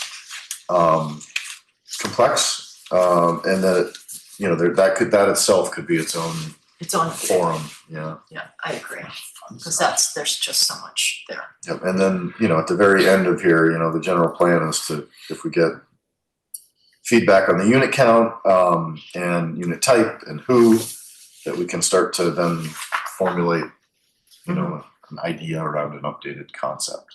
Right.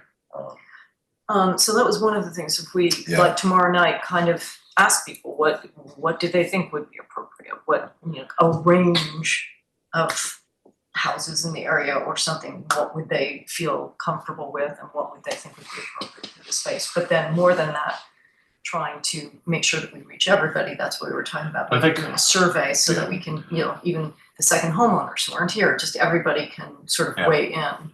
But I think we could talk numbers and stuff, but it's gotta, we have to be open to this objective. Oh, well, of course.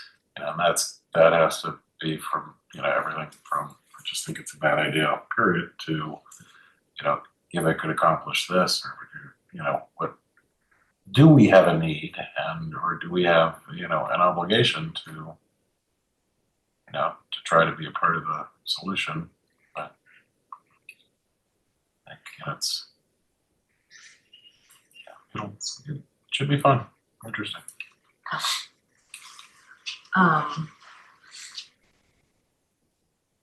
Yes, Yeah, we we get just some have fun to figure out stuff. when we want to do the survey. There was actually something I was looking at. Yeah, I would suggest that we get with Jeff or somebody at Whitenberg to try to get a vendor list for potentially a survey to be done, and to do a statistically valid, credible, survey as best we can. I mean, with a small town, it's going to be, participation is going to be key. So if you get a good sample size to participate. We've got enough people's attention now that we can. Exactly, that's what I think. We can, I think, we can rely a little bit more on word of mouth than we usually do. Just put it everywhere we know, put something in the newspaper. And just what we did this for something else, or even have it on the website where you can just click on a link. Anybody can. Yeah, it's just the honest truth is, our website is really good. You do a great job with it. How many people actually get there? Well, no, but I meant if we're sending something out, I'm assuming this would go out by, email, whatever. Yeah, we'd probably send a postcard to everybody. Yeah, and then there would be a link so that everybody would be able to find it. Try to do a GNAT piece where people can, telling people that it's open. Try to have a window of opportunity where people can do, so you can create some urgency around the end of the window so people will participate. Yep. And maybe, providing, in a way, when the analysis is going to be, that's a little too far out. What we have now on the analysis, and I'm thinking of getting something out there and, publicly discussed enough that it piques more interest in people. Well, I think that's where, like, if there's a concept, like drawing that comes out of some of the input, then that's the thing that could get kind of put back onto the table as to wait. Or a couple of different options. The public said X, Y, and Z. Here's what, 3 different options. The things you had the pictures there of different communities, and it's like, here, what's been done elsewhere. Get responses from people. Well, and the other thing is we have, we have a lot of lots, and there's always, that's the other thing, just sell off the lots to developers and they can develop what they want on it if they're complying, because that's, ultimately that would be the end of the line. That is an option. Yeah. So, so we have to think about that, but I think we can mention doing a survey tomorrow night so that anyone who comes to the meeting will know that it's Yeah. in the works. Certainly the survey can, who's it for, unit type, unit count, how many, all that stuff. You can try to double down and, Yeah. see how that reflects against whatever input you get tomorrow night. Yeah, when I went on to Manchester's website and they had something under their housing form that they did a couple of years ago, but it was like looked like a survey form of employers, but I liked the way it was laid out. They had it sort of in a very understandable way. So it's worth taking a look. I don't know how that was administered. This is sort of another business item, but it ties into Raptor Lane a little bit. I bring something. It is 9 o'clock, Joe. Is it important? Is this other business? Because we still got lots to go. I will email you.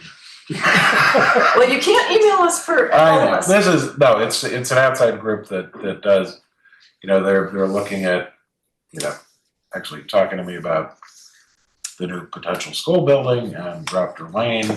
They do geothermal sort of stuff, and all of that stuff has changed so much. In April, they're going to be doing a presentation at the Manchester Community Library, and they would kind of like to have an opportunity that same day while they're here to have a meeting with us to talk about, okay, just so we're aware, if anything happens, Of what they here's do. one of the options on community scale, heating and stuff like that. Oh, I see. So, and they'd be happy to do a presentation here. I can send you some info. I think it would be interesting to do. They'll, probably worthwhile spending an hour with the pros who know this stuff. Send her out the link. I'll send it to You her. can send it to us. Good. So we do it all official. Okay. All right, moving on to the highway mileage certificate. This is where you might want to go home. Yeah. Thank you, guys. Oh, bro, you don't want to go through Oh, Michael, you're all the leaving stuff too? you're going to be having to see. I didn't know the consultants were here, that I told them to stop paying. Oh, It's okay now. Well, I'm sure it's nothing they haven't Right? heard before. Yeah, that's. You gave your honest feedback. Was like, oh, great, who are those people? They need to hear that. Thank you. all right. So this is just the form for certification for highway mileage for 2026. There's no changes. At the bottom right-hand side, or really bottom of this thing, you'll see where you guys sign We all sign. after you move. It's exactly the same as before. Yeah, The same nose, same Yeah, job. there's no change. Yes, I'll make a motion to approve. I'll second. All in favor, say aye.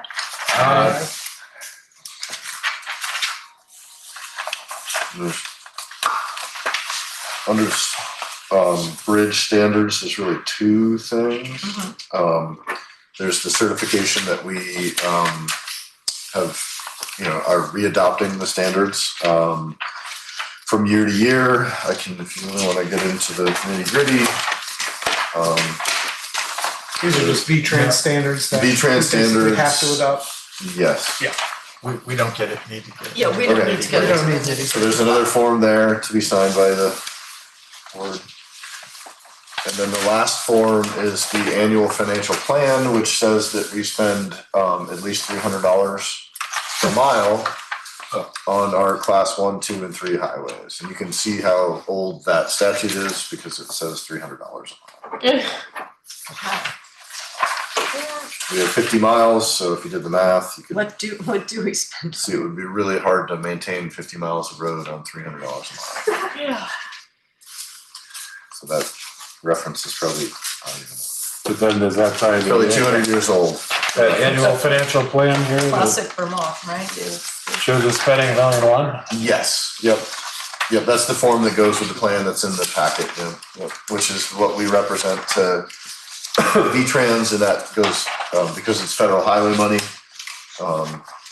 it goes into their folder. So that they have it available if federal highway was ever to shake them down.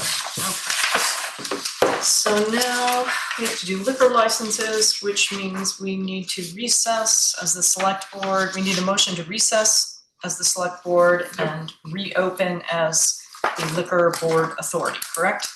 Yes. Okay, did I hear someone make that So motion? moved. I heard a second. All in favor, say aye. Aye. Okay, in the packet, there are, and it looks like it's all for Church Street Well, Hospitality. first we have to convene as the liquor board, right? So convened. Okay. Yep. Okay, so now can we have a motion to approve the liquor licenses for Church Street Hospitality Inn Bakery? Inn and Bakery for all of the various licenses they have listed here. So moved. Second. All in favor, say aye. Aye. And now we will recess, we will Adjourn. leave the liquor board authority and go back into the select board meeting. I heard that motion. Didn't have Yes. to read them. Seconded, Everyone said everything. aye. Aye. Okay, liquor is done. Town meeting prep. Just have updates about what we did. This will go into maybe a larger PowerPoint that we have copies of for town meeting, but these are just kind of the various updates of what we did and what we're gonna do. It spans from the office building to the fire district water improvements. And then there's a breakdown of, the town's FY27 budget, which, in short, is about a 7% expense increase. We do expect the grand list to go up a little bit, which would be somewhere between a 6 and 7% increase in the tax rate, the municipal tax rate. Obviously, there's more that I'll talk about, but Right. this is if you think I'm missing something, or if there's anything else to embellish or add or change. So the water district has decided to go ahead with the well as currently is without any further filtration. No, they haven't made any decisions yet. No. So the water district is in a situation where all of the capital work to replace pipe is starting to bear fruit through less leaks in use. And the state of Vermont has communicated that if the consumption numbers stay consistent between now and June, and here's the kicker, is that the water system's got a spring source that it's been using for well over 100 years, and the state is making us do what's called a spring yield analysis, a safe yield analysis, for the source that's provided water for that The long. existing one. Yeah. So we have to submit that, and then when the consumption numbers stay kind of where they are, the state has said that there's that they would lift the moratorium, from the operating permit, which is a huge, it's a huge deal. I mean, I know that utility and public works and stuff is boring, but this is a 40-plus-year-old problem that is about to be potentially solved. So whether the well comes online or not. Yeah, and that's a near-term problem, because when the moratorium gets lifted, the state's going to say, okay, this is how much water you have to give out to people, which is not going to be very much. So once that gets given out, then they're right in the same situation that they were in before, which is that you don't have enough water. That may take years to work through that process. But either way, it's much better to be in a situation where if somebody wants to add a bedroom to their house, they can get a permit for it. Right now, they can't. But the fire hydrants are still black. Yes, fire protection is a totally different kettle of fish. Yep. And there are some, not to get off on a tangent, but there are some components of what could go on here that I wouldn't be doing my job if I didn't tell you that there are things that you can look at infrastructure wise to do here that could help other parts of the community.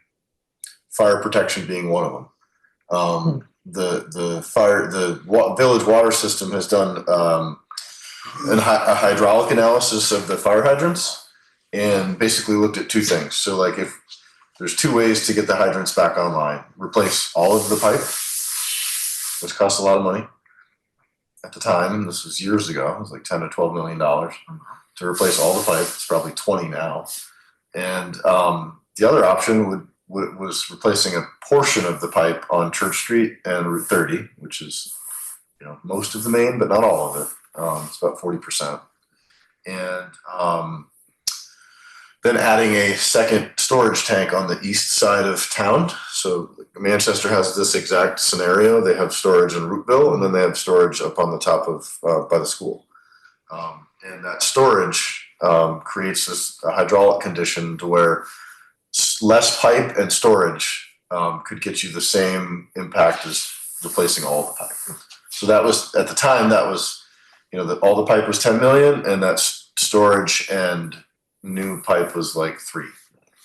So it was like 2/3 less expensive. Little different scenario here, but you know, if and when something were to get built out as part of a water system, if you were to try to site the tank at 1,200 feet, you would be basically set up to where, you know, at some point, if the village system connected to here, all the fire hydrants could come back online. So there would be multiple benefits from projects here relating to the village, and really everybody kind of in town. Because I go back to with the fire protection stuff. I live in East Dorset, but if the Dorset Inn burns, it still impacts me as a resident. So I think when you get outside of the water projects are typically paid for by water users. The fire protection brings in a different kind of envelope of potential benefactors, so that it also brings in a different envelope of potential payers for that infrastructure. In this case, CHIP or something else could actually pay for, you know, significant baseline infrastructure that could help the rest of the community. And that's what you'd be looking at. And that's a separate set of funding that you don't have access to. How much testing would we need to do to find out if we have that capacity? That's just a design piece. So there's the source itself that would be needed for here.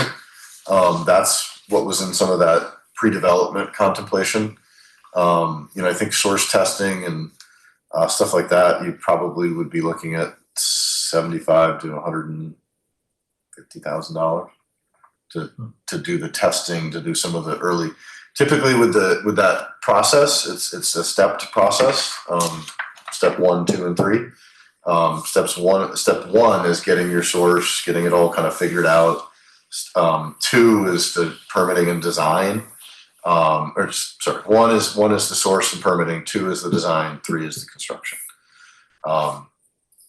And that's so that, you'd be looking at the step 1 part of it, whereas you're trying to get the source, trying to get the permit, and that's what that ballpark would probably be, 75 to 150.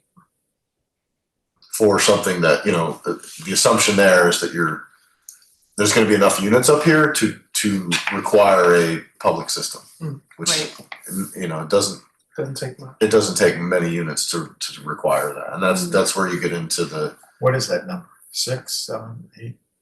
It's a couple dozen, I think. 24. Yeah. Frank, are you?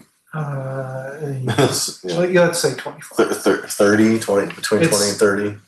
There's two things. There's for us, there's the water part of it, and then there's the sewer part of it.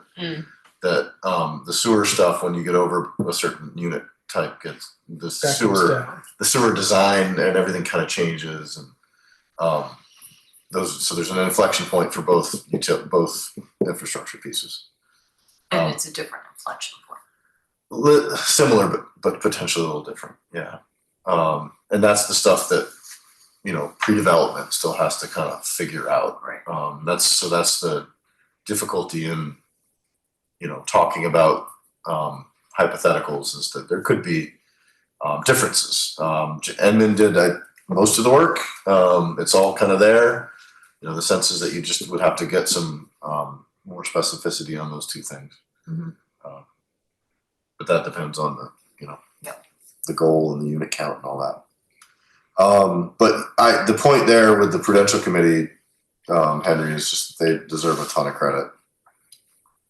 I mean, they're volunteers. Yeah. They've done an amazing job. You know, only three are water users are on the system, and they deserve a ton of credit. And you know, I think I probably mentioned it, and I'll shut up after this, but the Casella project this summer, when that's done, they'll have spent $5.2 million, and they'll only have to pay back 1.8 Yeah, which is of the incredible. 5.2, Wow. which is something to be said for. Yeah. And there was a time where we thought none of this would ever happen. Yep. Yep. Or that it would be, 40 years instead of 10. Yeah. If there's anything else you want to see for town meeting, let me know. Just on the last two articles, 12 and 13. Yep, the warning's on the table. Yeah, that's what I was looking at. Yep. I've had 3 or 4 people ask me what on earth these mean, because they don't understand. So I would just say, I don't know if you want to explain it or Kevin explains it as when we get there about what this actually means for voting. But I've had some confused people that I've had to explain it to. And you were able to explain it. And I was able to explain it, so, Yeah, 12 is we haven't voted on the mechanism to allow for Australian ballot on questions like that. And that so was that's part of it. People didn't understand, but we always vote by Australian ballot. Why do we need not on public questions. Right. No, but to And then their it's- mind, that's how we do things. And then it becomes the participation rate of the Australian ballot is going to be much greater than the Full formal. vote. Right. Yeah. Right. Yep. And the second one is Second actually, one's pretty straightforward. yeah, it's something that is required by Right, we statute have to in do 2 it ways. It's either Petition. do something, wait for the petition, then vote, or vote. Just vote. And so what they're saying is, of the 2 options, let's do the vote. So Which is the we trajectory that very we have. likely would have voted anyway, but obviously there was concern that there would not be a vote and they wanted a vote, so we just want to Yeah, I don't think we need to jerk people around. Yep. Make Right, it get exactly. a petition. we can say we're doing it, but if people feel better knowing that it's in here, then that's fine. Okay, anything else on the warning or anything? All looks good to me. Let's hope there are no mistakes. At this point, I think we've seen it so many times. Yeah.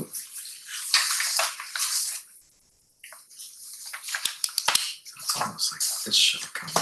Kind of. Yeah. Which should have come Too first? late now, but The language? 13. right, because the reason for 12, Yeah. 13 is a reason for 12. Yeah. Oh, it's fine. Well, 12 we put on there as a housekeeping Yeah. thing, and then 13 was one of their petitions. Okay, that explains that. That's kind of you're probably right, Henry. It could have been structured differently, but Not life changing. And the other Okay. petitions were rejected by Mr. Barlow because Well, they were They- rejected they- by us, but rejected by On us his advice. on advice from His Mr. recommendation. Barlow because they were against Vermont law. they're not within the scope of They were what taxpayers can. the select board giving to the voters rights that they shouldn't have, Correct. frankly. It's the select In board other is words, even if- agreeing to tie our hands. We can't do anything unless we get a town vote. We can't pay the bills this month unless we get a town vote. Right. Yeah, but even had we put them on and everybody voted yes, then it would be subject to a lawsuit. So it wouldn't Right. stand up in court. So Right. it's not something that would be useful. Okay. All right, anything else for town meeting prep? Old business, looks like we talked about most of this. That little habitat thing here was kind of interesting. Yeah, that's great. Yeah. I'll try to everything pretty hard. Yeah. So 2 parts. So tier 1B, so that the state is my understanding is the lawmakers are going to start to look at Act 181 again and maybe make changes to it. A couple of bills already in the BCRC, basically there was going to be kind of a window for communities to decide whether or not they would apply to Tier 1B. That was kind of so BCRC was saying, okay, what's Dorset's decision? Are you going to do it or not? And do it being apply. You have to meet their requirements. And now it seems like that's softened a little bit. So at some point, we talked about this, I think maybe at the previous meeting, that BCRC probably should come back and do a whole big rehash of what it is, what it means, what it would do, and then the board will have to decide at some point. But it doesn't seem like we're in it needs to be done imminently. Probably, I would say this year is the general sense, maybe within this 6-8 months. And then the habitat concept, we'd referenced it a little bit when people in December asked us what else we were looking at. This is just kind of an idea to, there's a already tax exempt property owned by VNA, and they've been great to, let us basically look at some due diligence around that property because it's 8 acres, to see if there was ability to infill, right? We're going to infill everything. We're going to infill our way to prosperity. And this will be a good example of, that. It's complicated because the rules are complicated. We're going to have to identify the wells of all the neighboring parcels and see what impacts there are. And there may be not much of that 8 acres that can be used. This is just the little house down here. It's the old nursing association. The Brooks House. Yep. So it's I think it could be good if it could kind of it is sort of a narrow property, I was gonna say, the property 8 before, acres. kind of skinny and long. because it turns to a point. Right? Yeah, the hope is that there's room for at least one unit. I think with hopefully with the setbacks and utility stuff, that there would be something there. So we'll I expect to have more info about that sometime later in the spring, which could be a good, the town would essentially just help to kind of facilitate. So that's it for old business. Okay. Finance report. Yep, delinquent taxes, you can see we've landed a fish. So we're way down, which is great. Fiscal 26, pretty similar to last month. I think we're probably closer to at budget in terms of the percentage to the benchmark. A lot of truck stuff going on with the highway guys, but I don't think it's anything more than this type of stuff that happens this time of year. I've updated the sinking fund balance stuff related to ARPA. So. Rob, there's, just looking at the detailed numbers, there's just one thing I was just trying to get my arms around.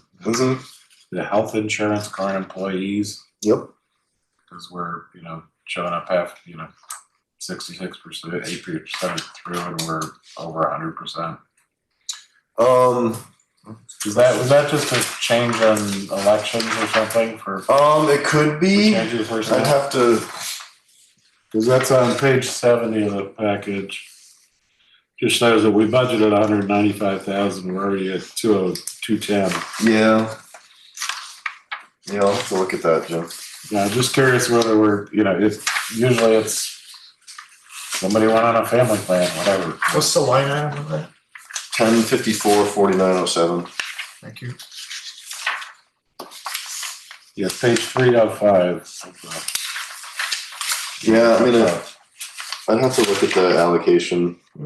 There probably was some shuffle. I think that we did add a staff person who was formerly on a spouse's plan, who could no longer be on the spouse's plan. Because then, that's what it usually is, changing the personnel. I wanted to make sure that was the case because, you can't guess those ahead of time. Right. It's like guessing how many kids are going to move into your system. Exactly.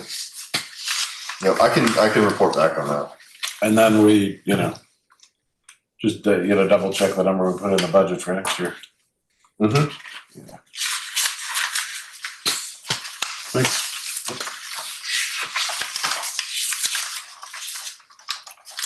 Okay. Do we have a motion to approve the finance report or I'll the make questions? a motion to approve it. Actually, the delinquent tax that was paid was at the Kent Hill. Mhm. I second that motion. All in favor, say aye. Aye. Is that our friend who used to own the store? Mhm. Storage facility? That went to a tax sale, did it not, or did it No, almost? no, the bank paid. Bank paid everything, including the water. Oh, So now it's of course, Oh, between them and the bank. so it was foreclosed Not yet. in the That's process. between them and the bank. We get paid, and that's the end of our story. Yep. Okay, managers report. Yeah, there's not much to, I'll just try to hit. Talk about the fire Winter's been district hard. stuff. Shocking. Yes. Yeah, it's been a winter. So Wendy Lindway, Yeah, does she, yep. does she have a connection to us historically, or? She lives in East Dorset. And just, this position is very strange. It's like a vacation filler position, really. Yeah. So like over the course of the year, it's, maybe it adds up to 1 day a week-ish, kind of. But you need it because the clerk's entitled to go on vacations and stuff. So. And clerks are critical. Yeah. Yep. So Wendy's training, and it's been great. So it's Cool. fun to have another. There's 2 desks in there, so it's fun to have two people working. And she's lived here for a long time, so she's got a lot of knowledge about the town, which is great. Yeah, all the rest of the stuff we've talked about. Good deal. I do have some other business. Okay. At the end of the assessing year, I guess this is something that recently came down from the state, that we're supposed to certify that there's no appeal or suit pending for that particular year. In our case, we would be tonight certifying years 2020 through 2024, which essentially that's, we've launched the grand list, grievances, BCAs, there's nothing pending in those assessing years. But we do have something. We do have one. In 2025, we do have one pending, so we can't do that, but we can do the other 4. Is this new? Little late? Yes. It's kind of odd to go back It's new. 5 years. Well, so the state has these things called district advisors that are supposed to help us. And is it our fault? Yes. Is it my fault? Yes. Okay. Are there other communities that are owing the state this form? Yes. There are businesses all And they across the had- country who owe states and towns forms that they don't know about, so Yeah. that's okay. And they were really on top of it. Well, so after COVID, they actually, so that district advisor position, we lost our advisor for like a couple of years. Yeah, so it was not, No one yeah. was checking on you. Those key What are we jobs. doing each year? more or less. Each year. So now they're back, so we get to follow Forbes. Yay. Yep. I love signing things. And this is because we reappraised, and the reappraisal itself is approved by the state. It has to meet certain metrics, and that's kind of what that discussion is. You need, where are these forms? That's approved. So that's why it's kind of the completion of the assessing year. Did we already sign the warrants, or was that something? That's interesting. I don't have them Not for this sure. week yet, because Nancy was sick today. Oh, But it is. So somebody will have to come sign them later. Are you ill as well? Somewhere up behind. Sound like you Sound sound head a little corner of the bit. bottom instead of the corner of the You're hanging in there? I'm a soldier. Conceptual. Yeah. Well, you won't be A out late tomorrow. lunchtime. then either. This is I'm Okay. heading out of work. Snapshot. Oh, that looks nice. Okay, let's use that. Do an executive session to talk about the review. We can do it another time, except who knows if I'll be here next time. Right. We're gonna go into a quick executive session so we can update you on a personnel matter. As soon as we're done signing here. Okay, we have to run to the other room. So we will recess while we go into executive session. We have to make a motion to go, right? I thought I heard that. Make a motion to go to executive session to discuss personnel issues. Second. All in favor, say aye. Aye. All right. Or my family hates me because I never shut up with this stuff.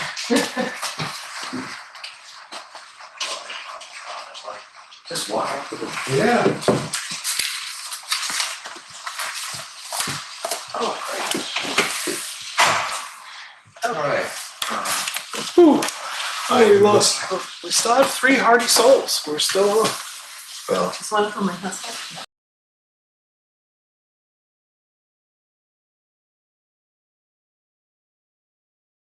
Tim, thank you, Tim. All right, I will move that we authorize our chair, Megan Turn, to complete and execute a new contract with changes with our town manager, Rob Giotti, as soon as it's available. I'll second. All in favor, say aye. Aye. Aye. Do we have a motion to adjourn? So moved. Do we have a second? Second. All in favor, say aye. Aye. Aye.